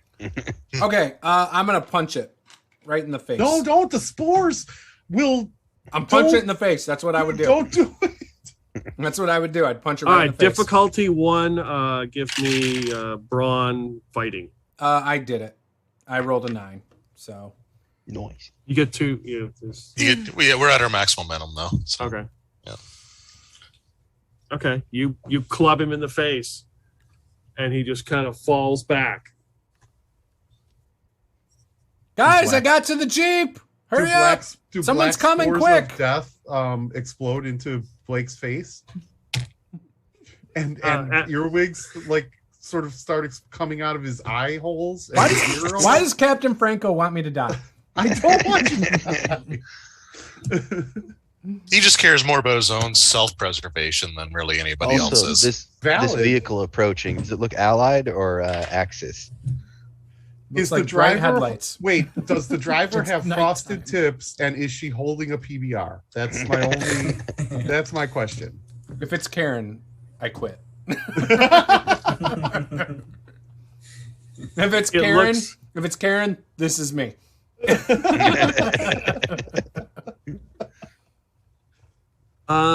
It looks like see, I'm not good with cars. It's got to be something pre-World War II. Yeah, I have it in my head, but I can't. Deuce? So go ahead. A deuce and a half? No, it looks like a car, like a luxury car. Oh. It actually looks like it's armored. Nice. So it pulls up and comes to a stop like 20 yards from you. As that zombie, whatever undead thing kind of slips and falls out of the Jeep, burn a threat point as it scrapes its hand along the side of the Jeep. So he leaves a big plop of black moss inside the Jeep as he kind of falls back after Blake in the punches passenger seat. Yeah. Oh, cool. That's Captain Franco's spot. What kind of car? German or American? It would be a German car. German. So you're probably looking at a Scottsdale. A Mercedes Scottsdale, probably. Okay. Yeah, that's the one Hitler rode around in. So the door opens and a figure steps out with a black hat and like a robe, and just kind of looks. He raises his hand, and you see him like mumble some words, and there's a flash of black light that kind of just covers the entire area, like light, like the whole wooded area, the hut, everything.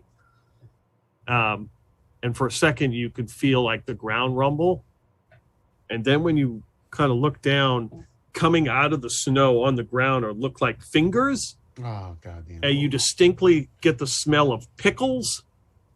Ugh. And you can see the fingers have teeth on them, and all the teeth are going and they're just kind of raising up through the snow. And let's take a break right there. Why does it smell like pickles? Pickled goblins.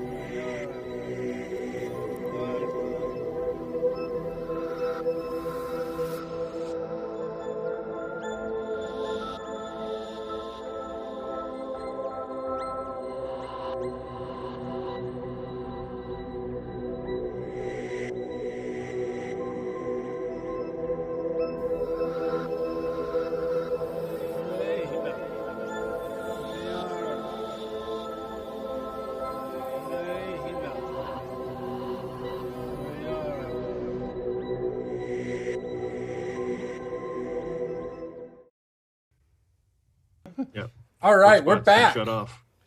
We sorry, we got caught up talking sports, because RPGs and sports go hand in hand. Right. And apparently the Detroit Tigers won the 1945 World Series, and I'm a terrible Tigers fan for not knowing that. You're excused for now. But to be fair, that is over 2 of my lifetimes ago. So, with that. There is the internet. Well, I try not to cheat in metagame, so.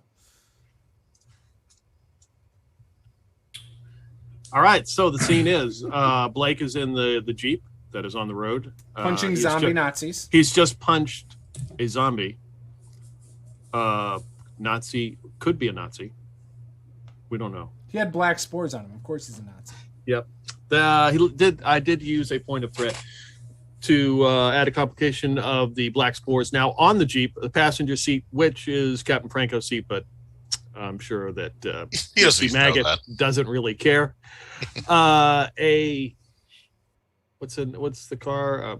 Mercedes 770 has pulled up, looks like up armored or armor plated. A dark figure gets out with a hood and hat, and he says some words, and he has now made some kind of finger-like things with teeth come out of the snow. They're like coming out of the ground, out of the snow, and the smell of pickles fills the air.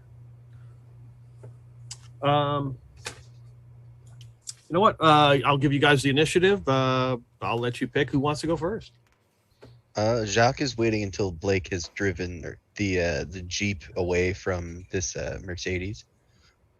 Yeah, I'm going to drive over the zombie things on the road if I can. He's just kind of holding his action with a stick of dynamite ready. Well, kind of like in front of you, Blake, is the car. So there's probably 20 yards between you and that car. And the zombies are on the side here. Yeah, I'm going for the zombies because my friends are on the other side of the zombies, correct? Correct. So I'm going to drive that way. Okay, you can't get the Jeep to the hut because there's no way that Jeep will go in there. Gotcha. But I can run the zombies over. You could back up and run them down if you wish. Oh, I wish. I definitely wish. Okay. All right. Coordination vehicles. All right. So my coordination is an 11. Where are vehicles? Okay. No ranks. This is a difficulty 1. You can.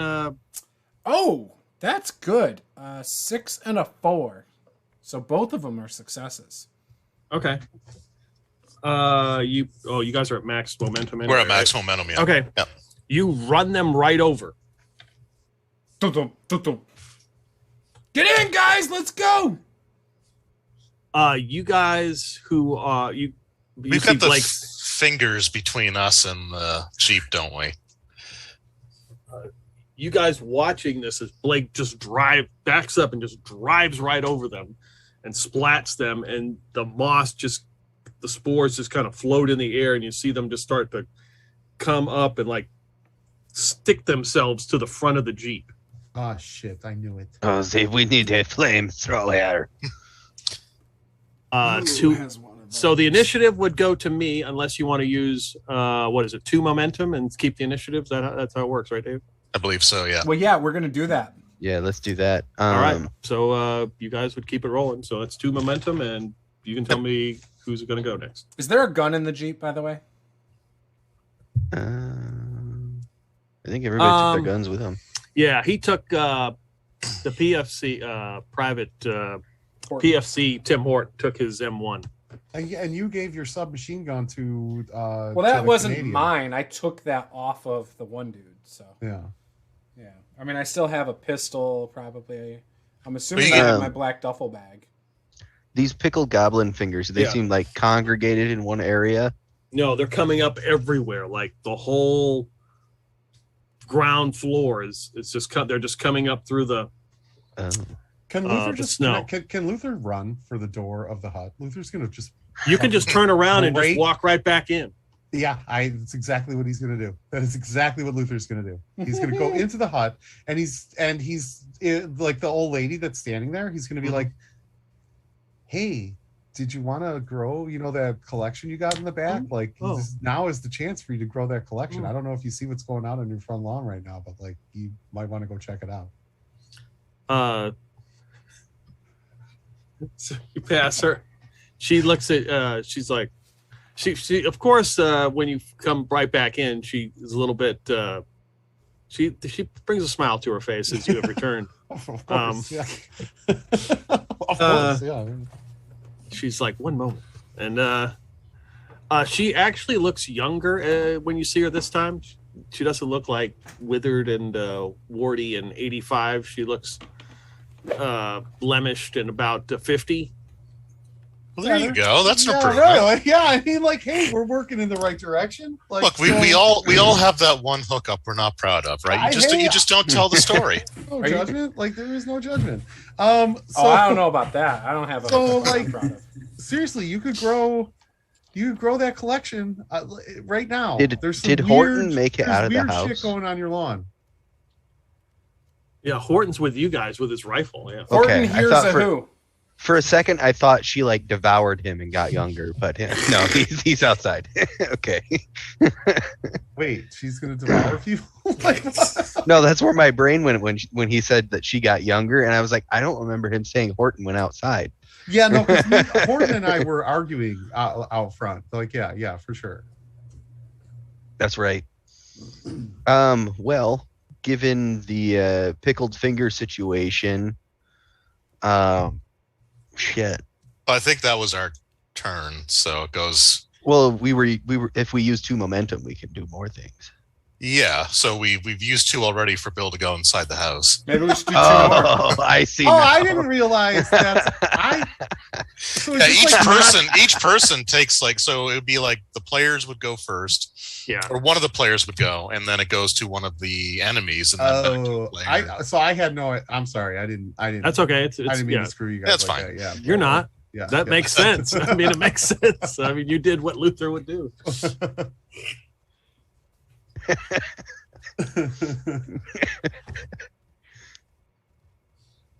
So I guess we figure out what's going to go on with either the zombies, Wizard Guy, or the fingers, or Baba Yaga. So she, she smiles. She's like, 1 minute. She peeks out the door and looks, comes back and grabs her bowl, one of her bowls, and comes back out and hops into the snow.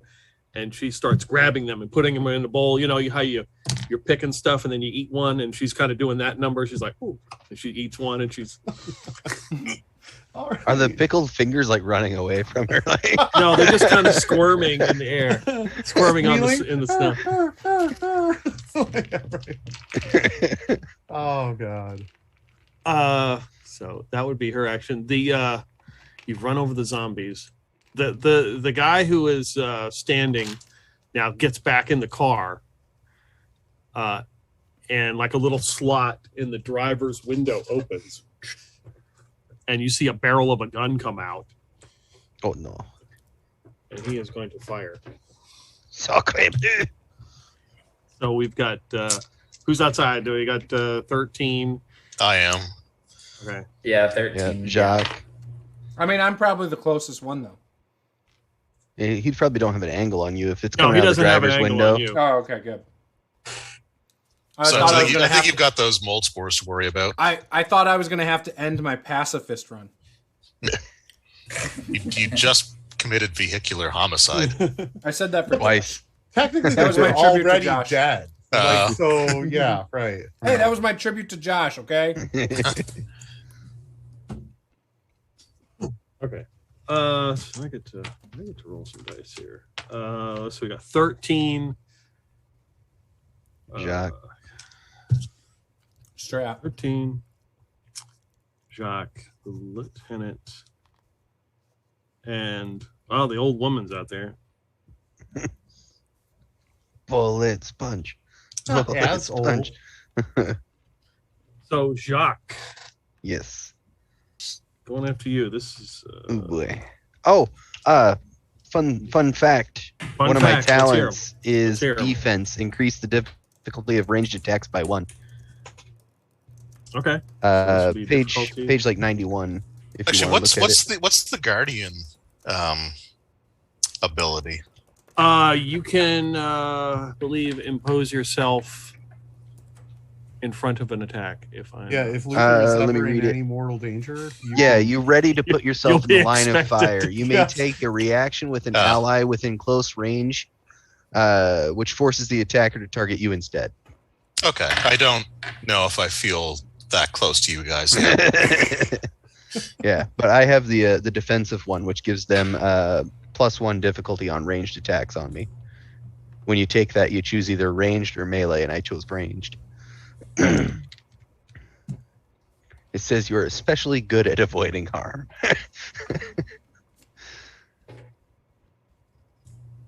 Okay, so difficulty 2, I got 2 successes. Oof.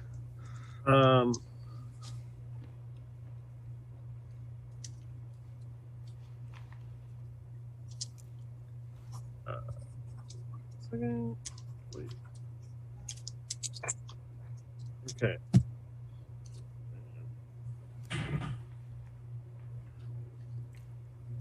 Okay, you take 2 physical stress. All right, so I'm up to 3.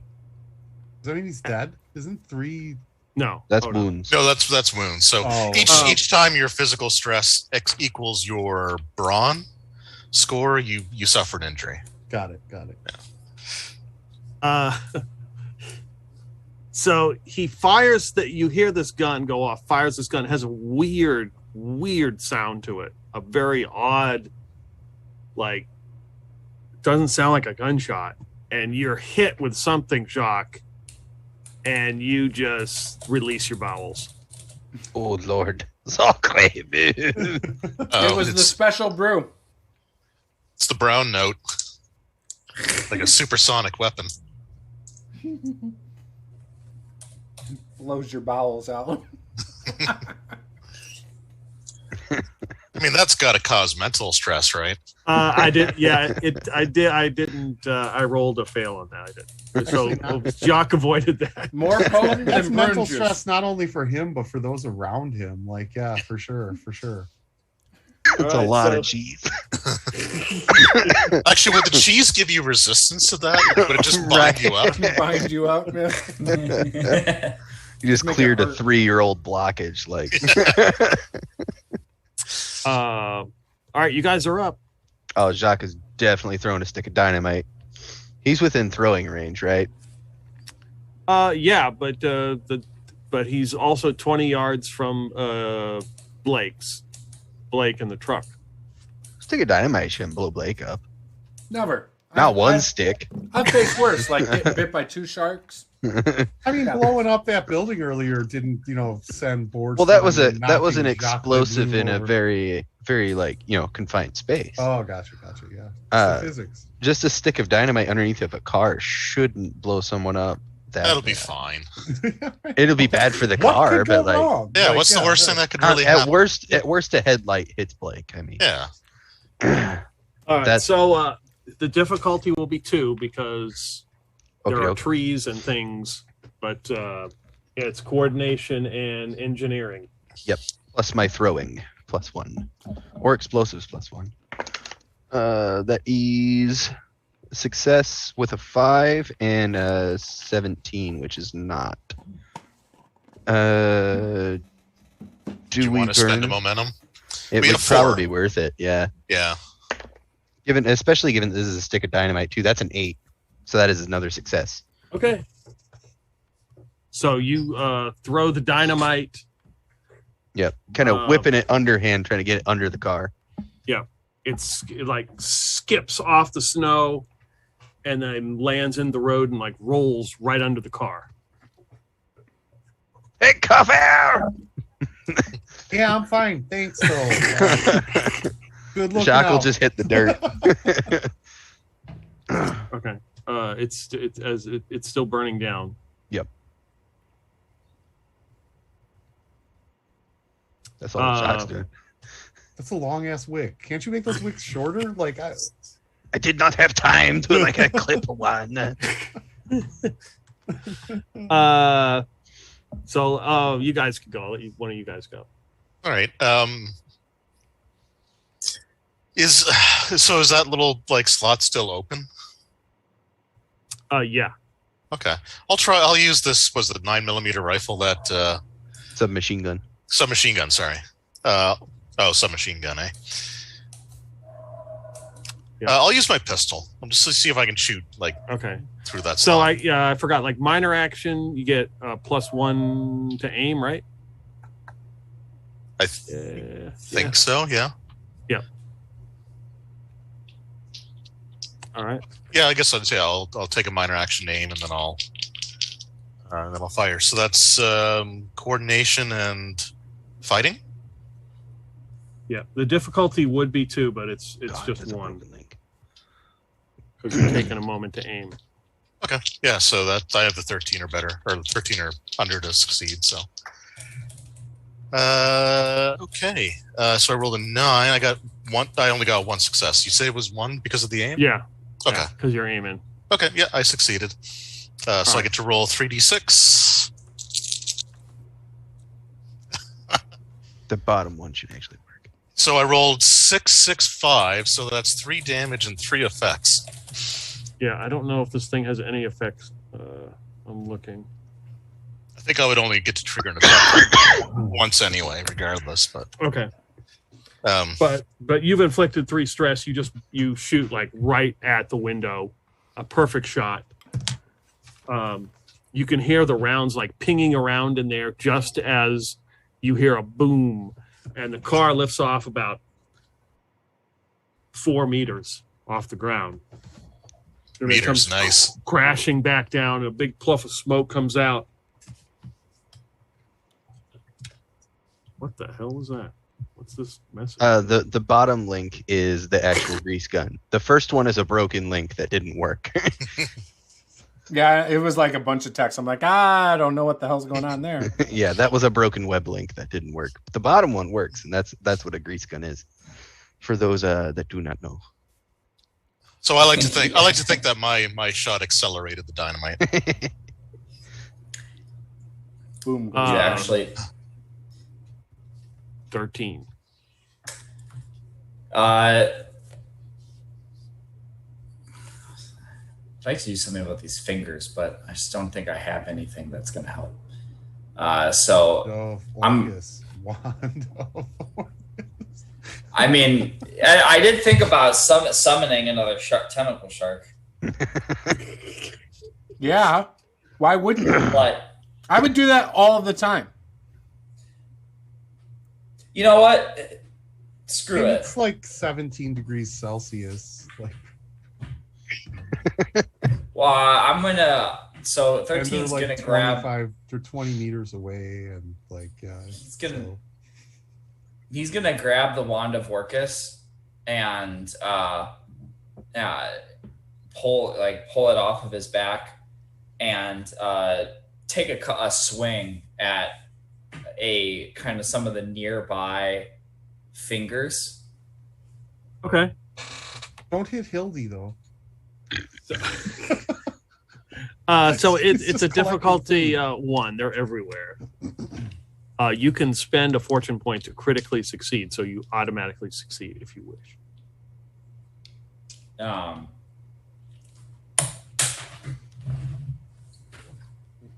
Do we still have 6?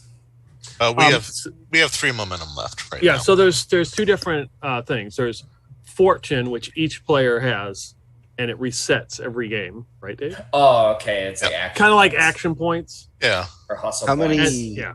How many fortune do we start with? 3. 3. Okay. And then during the course of the game, you're building up these momentum as you succeed, as you get more successes than you need. So does fortune give you just a success or a critical success? You can re-roll after the fact, or just set it to a critical success before you start. A critical success. Yeah, I'll use a fortune. Okay, yours and the prime one's fortune to critically. Yes. Okay. So that gives us a momentum then, right? Because the difficulty was 1. Okay. So the snow just goes everywhere, and as the snow flies everywhere, as you hit the ground, these fingers kind of fly up in the air, and as they fly up in the air, they just kind of disintegrate and just turn to dust. The snow, as the snow kind of goes away, it darkens, and it gets like almost an acrid smell. Did someone burn toast? So that'll be 13's turn. All right. Oh, so sorry. I think aim lets you re-roll a single d20.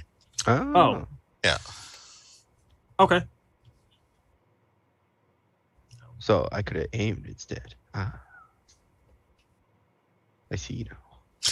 Yeah, that's a minor action though. So if you have to use a minor action to interact with the dynamite to light it on fire, then you wouldn't be able to. I don't know how far they go with that. Yeah, but that's what aim does anyway. All right. So everybody has gone this round. Yeah, I think so. Yes. Yep. All right. So we're back to the top of the round. You guys are up first. What kind of threats does it look like we still have around? The car is still there. It looks, it looks damaged and it's smoking. But it is still there. And Blake has driven over the zombies, and 13 has just smashed the snow, and destroyed some of these pickled fingers. And the old woman is not Eating collecting the ones fingers? that. Yeah, it's like pick 3 or 4 and then eat one. I mean, Yeah, it's like peas. It's like And Blake is in the middle of like a spore cloud now, isn't he? Not really. The spores just kind of they kind of rose up from the creatures, and kind of like you saw them like cling to the front of the Jeep, so he doesn't even see them on there. Okay. We're good, guys. Don't worry about the spores. We are not in any imminent danger. What's the status of the tires on the Jeep looking, or not the Jeep, but the car that just went boom a little bit? Like, does that thing look like it's going to chase us down if we run away, or does it look like it's kind of stuck?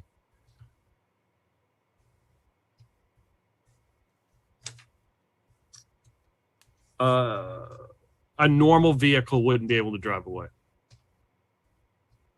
Yeah. But this isn't a normal vehicle. Yeah, but are the tires blowed out? Or No. No? Okay.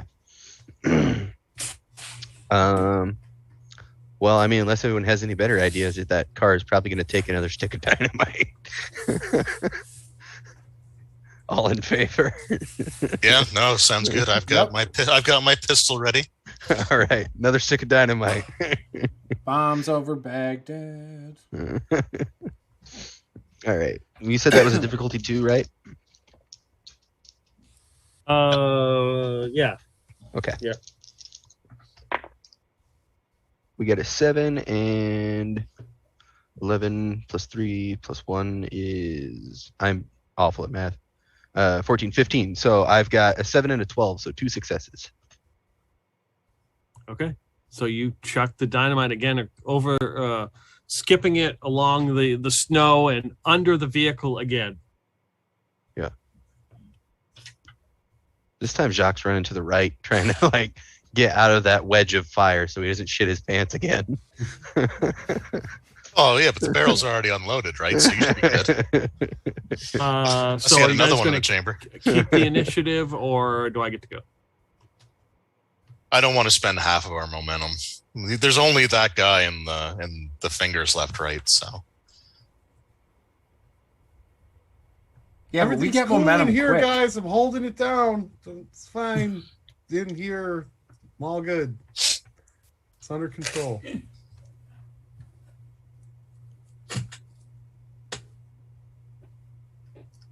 So the vehicle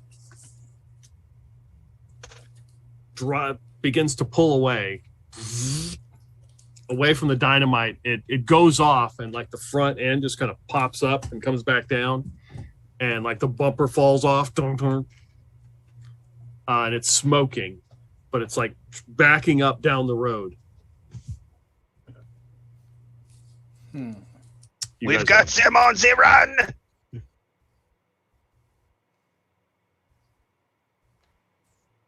Great job, guys. Do the fingers disappear as this thing starts running away? No, or? they're still coming up out of the ground. Ugh. All right, I'm just gonna make a run for the Jeep. Okay. All right.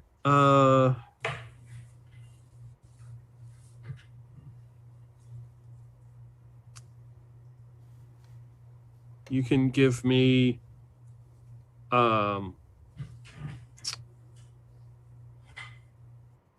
agility, athletics, or resilience. Okay, I have 0 in athletics, so I'll go with resilience. That brings my number to 7. The difficulty is 1. Difficulty's 1. Okay. Okay, I rolled a 5 and a 15, so I got the 1 success. Yeah, you managed to avoid any patches of pickled fingers and any obstacles, and you run and make it to the Jeep. You'd see the 2 bodies are just destroyed, and part of the Jeep has got this black moss growing on it. Does the moss look like it's spreading? It doesn't look like it's spreading. I mean, from what you could tell. All right, I'll take up my seat, being very careful not to touch any of that black moss. All right. Are you guys gonna go next? Nope, we're letting you go after us. Okay, no problem. Draven told us it was bad mechanically to use up all of our momentum, so we're listening to the veteran of the system. So this is my first time playing it. So see, he has the most experience here. It does make sense in case, like, particularly with Jacques, if I roll a nat 20 and drop a stick of dynamite in the midst of the party, that's going to be a big oof. Yeah, we kind of want to always have 2 on hand. Right? Yeah, that's going to be a big oof. So as the car backs up, it's backing up, the windshield comes out, like somebody's kicked it out, and it comes onto the hood, falls over. And you see the barrel of that gun, PFC maggot. Oh. Okay. I'm in the vehicle too. Yeah, but he's driving. Oh, okay. So it's not area then. No. Okay.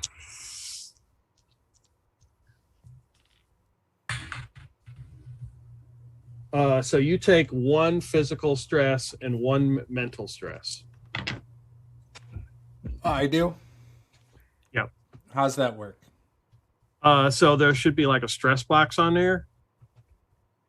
I'm stressed I can't find it. It should be under like personal truths and scars. Towards the top of the sheet. Yeah, just mark 1 M and 1 P. Oh, I see. Truth and scars. So 1 M, 1 P. I'll have to mark it on a separate sheet. So you are hit with this sound, like comes through. It shatters the Jeep's windshield, just shatters it, and it hits you, and you have the same consequence as Jacques. What's that consequence now? The drawers, they are loaded. Just a little dysentery. Yeah. I pooped myself? You are now the brown streak. Yeah. Damn it! I don't know if I want to travel with you guys anymore. Oh, it's squishy. There's a lot of incontinence going on around here.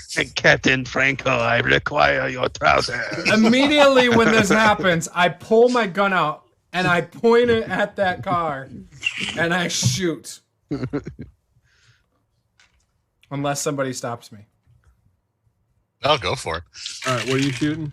A pistol. Okay. I got a 4.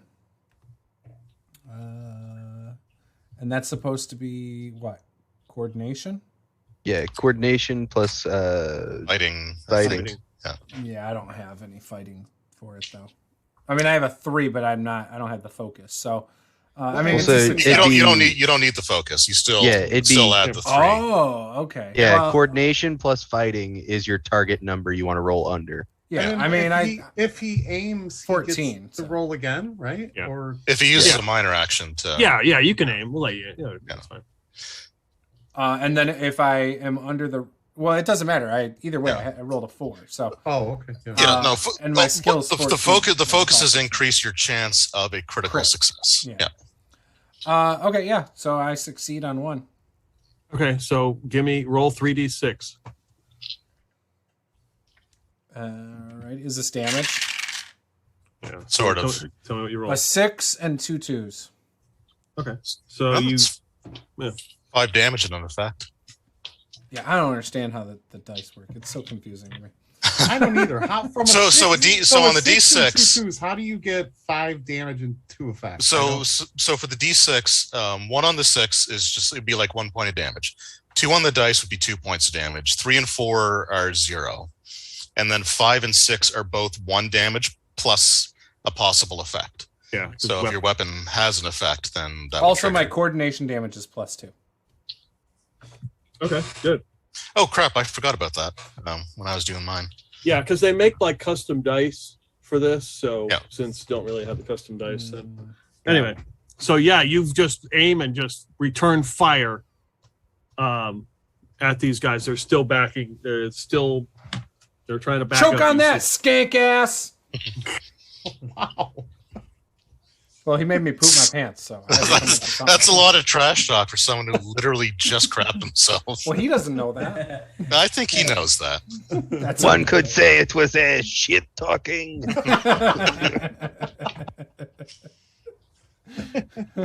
All right, so the car just continues to back up at a high rate of speed, and then stops.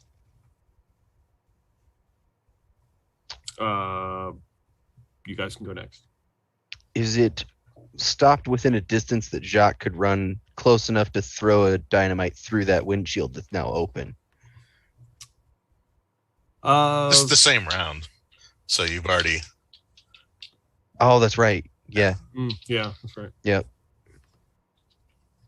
I think it's just Franco and 13 left to go on our side. So yeah, I mean, 13's gonna grab Stowe the wand and pull out the blue light special and see if he can kind of blow out the engine in the car that this guy's in. Okay. Because he's assuming that it's gonna penetrate whatever metal this is, so he's just going to try to disable so it'll be a difficulty 2. All right, coordination and fighting. Yep. So how do focuses work? So if you have a focus, so do you have a focus on like so you have rifles, right? I do, no? yeah. So I would kind of say that. Yeah, focus on rifles. I would let you count that as a focus for the blue light special. Mm-hmm. So how many ranks do you have in fighting? 3. Okay, so if you roll a 3 or lower, that's a critical, not just a 1. It basically focuses just increase your criticals. You also add focuses to your target roll, right? I don't think so. There's no. Okay. You would still use that skill. Yeah. All right. So that's 1 success. Okay. You need 1 more. So I believe you've got fortune. You can re-roll, or if you aim, you could say you aimed and you could re-roll. So with aim, it's a free re-roll. Okay, there you go. Okay. I'll just use aim then. That also failed. Okay. But I'm gonna use. I'll use a fortune. I'm determined. Yeah, that made it. 2 successes. All right, so you fire, and you just see the light just flash, and now there's a hole in the engine block.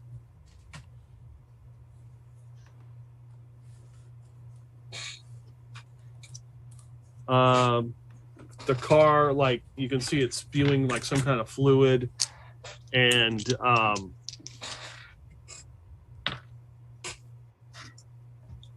it's sputtering, like somebody's like trying to rev it up, and it's just it just is dying.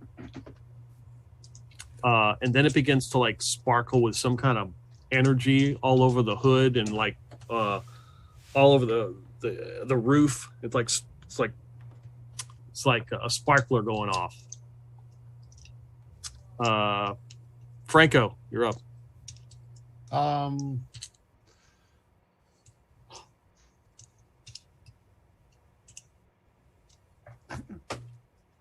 Is there? I'm looking around for anything. Is there anything? I mean, I don't even have a weapon. I have $31 and an ID. Like, I don't know. So I'm looking around. Is there anything that like I could possibly arm myself with? Like, or okay, I'm looking. This is like an old time kind of farmer's hut. I'm looking for a scythe or like a hoe or a rake or something. Yeah, whatever. Any of those items you can find. Okay, so Franco grabs the scythe and goes outside, and I'm just like I'm clearing the chaff of You're reaping the fingers. Yeah, the pickled fingers in front of me. Yeah. All right. I mean, I literally have I have $31 and an ID. Have you tried bribing the fingers? No, that's next. I'm gonna try. You want some cocaine, little buddy? Them first. Yeah, right. All right. So you see Franco come out and start. Am I doing it right, Hildy? Reaping. He winks. Oh, he is so in there. With a pickled goblin finger hanging out of her mouth. What's worse is the finger winks at you. All right, so that's the end of the round, I believe. Everybody's gone, right? It's a new round. You guys are up. Does the car still look like a threat? I would say so, yes. Okay, Jacques' gonna run in that direction and try and whip a stick of dynamite in it. No! Can I use a free action, or not the free action, whatever, the minor action to clip the fuse so it's a shorter detonation? Yeah. Yeah, we'll do that. Okay. So You're going to Jacques blow runs up our only way to get out of here because fucking fungal spores are all over the Jeep. Well, that car is like probably all filled with all kinds of nastiness. That's 2 successes. So Luther will feel at home. The engine block already got exploded, so I don't think that's going to be our. Yeah. No, but I think the glittery like shit that was all over it. I think that was it healing itself. Could be. So where are you throwing this stick of dynamite? So you said that they dropped the front windshield out so that they could shoot. Mm-hmm. I'm sucking that stick of dynamite right through the front windshield, so it lands inside the car. Which means when it does go boom, doors are going to be flying in several directions. Jacques is trying to get behind a tree. You mean when it goes kleboo? Yeah, kleboo, man. So, yeah. All right, Jacques. So Jacques runs up there, and you got close enough to chuck this. So I would say that would have been a difficulty 2 anyway, just because you're trying to throw it in a precise spot. Yep. So you managed to run up there and chuck it in. It's like as soon as it hits, boom, there's a loud explosion. So everybody, let's see, that wouldn't be Jacques. Everybody not. So 13 and Franco, give me coordination athletics. That's a difficulty 1. Let me roll for the old woman here.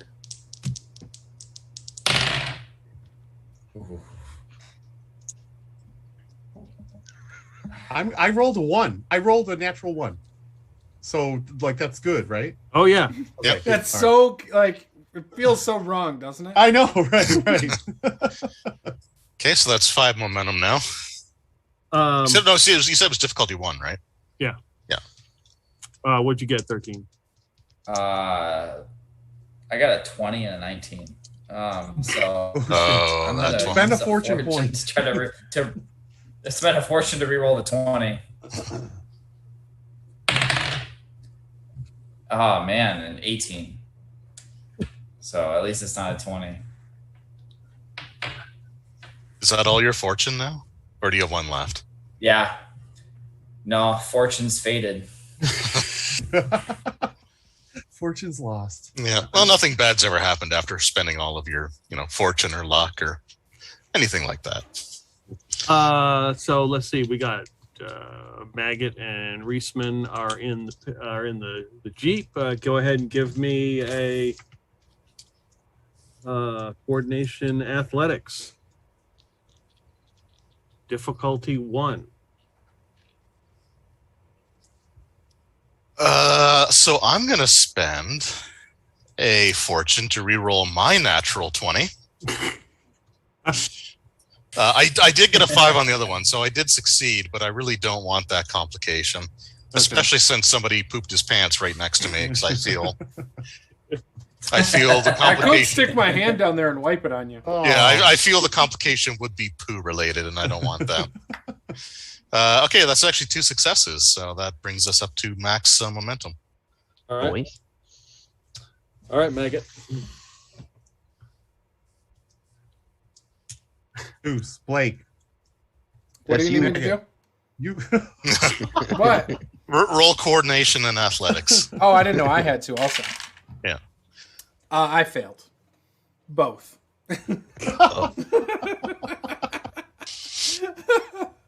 Clearly your bowels are not empty yet. So. Well, hang on. Does an 11... Let me see what an 11 gets me. Actually, I succeed on coordination. Okay. So, yeah. I got 1 success. Barely. That's all you needed. Barely.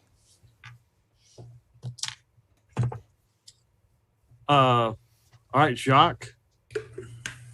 Coordination athletics, difficulty 3. Ooh. Why is it difficulty 3 for Jacques? Because I'm closer. Because he's right up in front of it. Because he's French. He got close enough to throw it in through the windshield. And he cut the wick to make sure it was nice and short. I've got 2 successes. You need 3.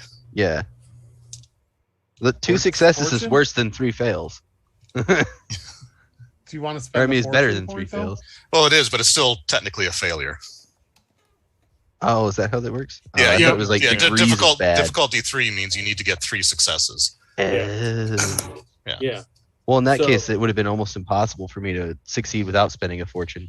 Yeah, that's the way the game. A fortune or momentum. That's the way the game's kind of structured. Yeah. Or you could just give the game master 2 threat, and you don't have to spend either of those things. We'll do that. So now, okay, let me ask this question though: if Jacques gives 2 threat, can Drake only use that threat against him, or he can use it against anyone? In the party? Okay. Anyone. Okay, got it. Oh, I get 2 threat? Yep. Good, I was out. So that gives you another D20 you can roll. Yeah. So So that gives me a 3rd one, so I could succeed again. Okay. Yeah. And I think you can roll up to 5 dice. Yeah, which we do with a 6. Okay, you just succeed. This explosion shakes the Jeep. Pieces of the car go flying. Jock, you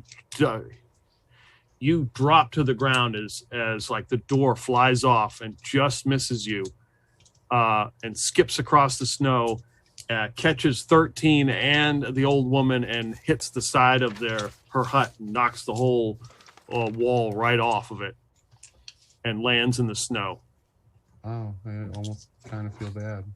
Almost. Okay, sorry about that. Yeah, I was just going to ask you to apologize, Lieutenant. Yeah, right. Well, I'm Canadian. I'm way ahead of you. 13, you take 1 physical stress from this.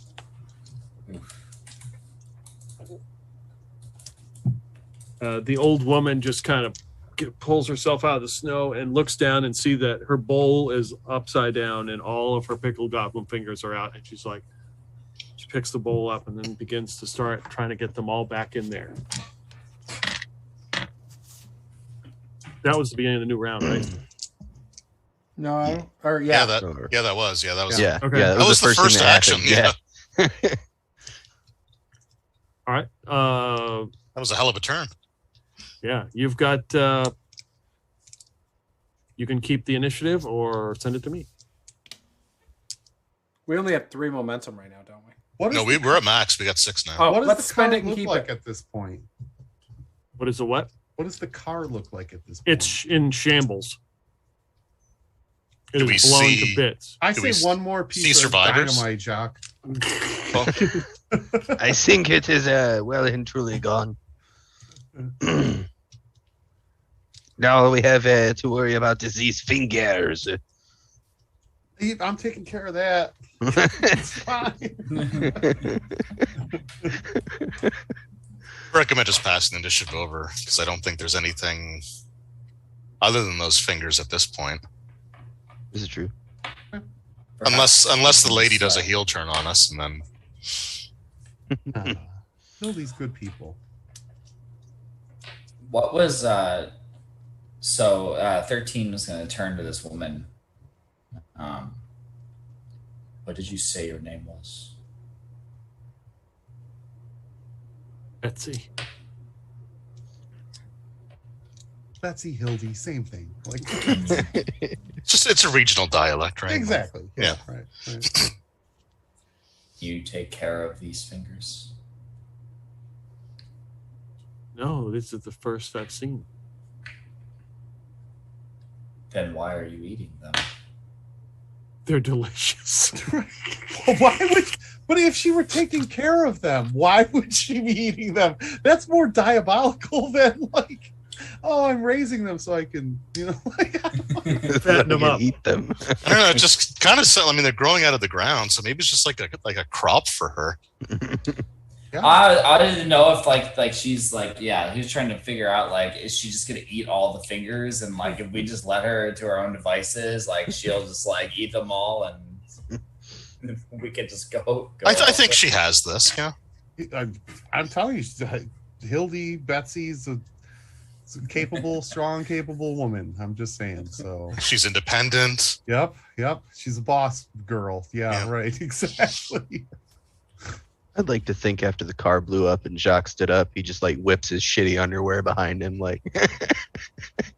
It's as you're doing this and the echoes of the explosion, you see a figure stand up from the carnage. God damn. And it looks like the guy in the robe, and his whole side of his face is like missing, and you can see like his teeth and his skull, and he's just standing there. Luther looks over at Jock and says, "I told you another stick of dynamite." Yes, it is quite problematic. I've not ever seen a body take such punishment. So grasping something around his neck, and he like snaps it off and holds it up, and he starts to chant some words. Somebody shoot the freaking amulet out of his hand. How far away is he from us in the Jeep? He's not very far from you. Can I run over and punch him in the face? No, just grab Well, the amulet. No, I want to punch him. I'll shoot. I can shoot him. I've got my gun on. You I'm already out. You shoot him. I will run over and punch him in the face.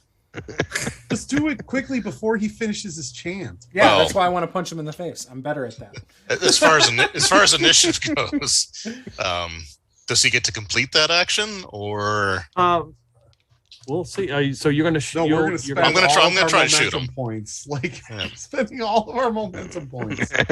All right, you're gonna shoot him. Yeah, I'm gonna aim and Blake's shoot. gonna. Okay, go for it. All right, Difficulty 1. He's not hard to hit. Okay. Yeah, I'll just aim and shoot. You don't need to spend momentum for that then. Okay, and I'm glad I had that reroll because I needed it. But I did get a success. So roll my damage. Well, that sucks. That was 3, 4, 4. Ooh. So That's it nothing, basically right? it went like through his robe. Yeah. like where like the wind must have been billowing it out, so it looked like maybe I was trying to shoot him in the gut, but it was just all rope. Clearly, he's immune to bullets. So I run. I'm using our momentum for us to go again. I run over there, and I decide rather than punching him, I'm going to I'm going to suplex him through his car. So yeah, let's do that. So I definitely crit. I rolled a 3, and I've got 3 ranks in fighting hand to hand. Nice. My other roll is not good enough though, so I got 1 crit and then 1 fail. So that's 2 successes. How do I can spend like a fate to roll another or something? Or how does that work? Or do I need more successes? Well, basically, when you do that, I would set the difficulty. Okay. It's just a 1 because he's doesn't really resist. You just pick him up and suplex the shit out of him, slam him onto the pieces, like a jagged piece of twisted car comes right up through his chest, and you like impale him. And he's holding the thing. I stand over him and I rip my camis, the front, just and I flex over him. And now he is going to be very cold. That felt so good. Yeah, it's true. And then use backstage politics to torpedo his career.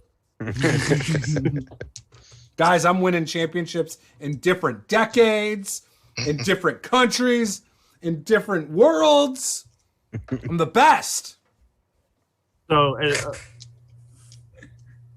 So, Blake, give me a will. Is this rolling? The rolling mofo. I rolled a 20 and a 15. I'm trying to think of what this would be. Dead. Can I do that thing where I give you whatever and succeed on it would be will and resilience. Can I just give you that thing that gives you like something to use later and I succeed automatically? That would you give him 2 threat to negate the complication from your natural 20. Yeah. Oh, okay, let's do that. Okay. Do you want to spend a fortune point so you succeed? Yes. So for a fortune, so technically re-roll because you should have used it before you rolled. Oh. Yeah, you can auto succeed before you rolled if you use a fortune. Oh. After you roll, then you re-roll if you're using a fortune.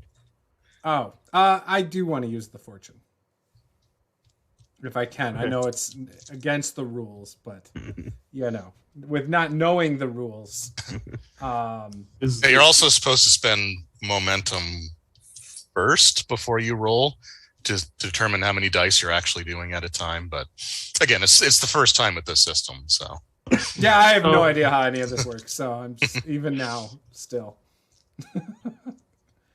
So you tell me, Peter, what's going on, and if I was able to do anything or succeed or not die.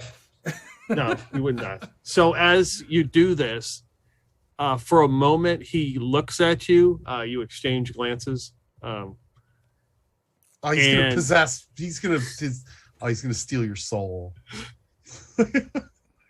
He looks like Karen feels like he's trying to peer into the back of your mind, but told you. He begins to just sort of fade, and his body just kind of starts to shrivel up, and as Blake tears his shirt, and he looks at you. You can see the black moss crawling up the sides of his legs, like on him, like they almost look like wings at this point. As he's ripping his yes, as he's ripping his shirt, and we can stop right there. Oh, I thought Are you turning into a demon, Blake? I probably am. I am the demon. Yeah. Thanks for watching, guys.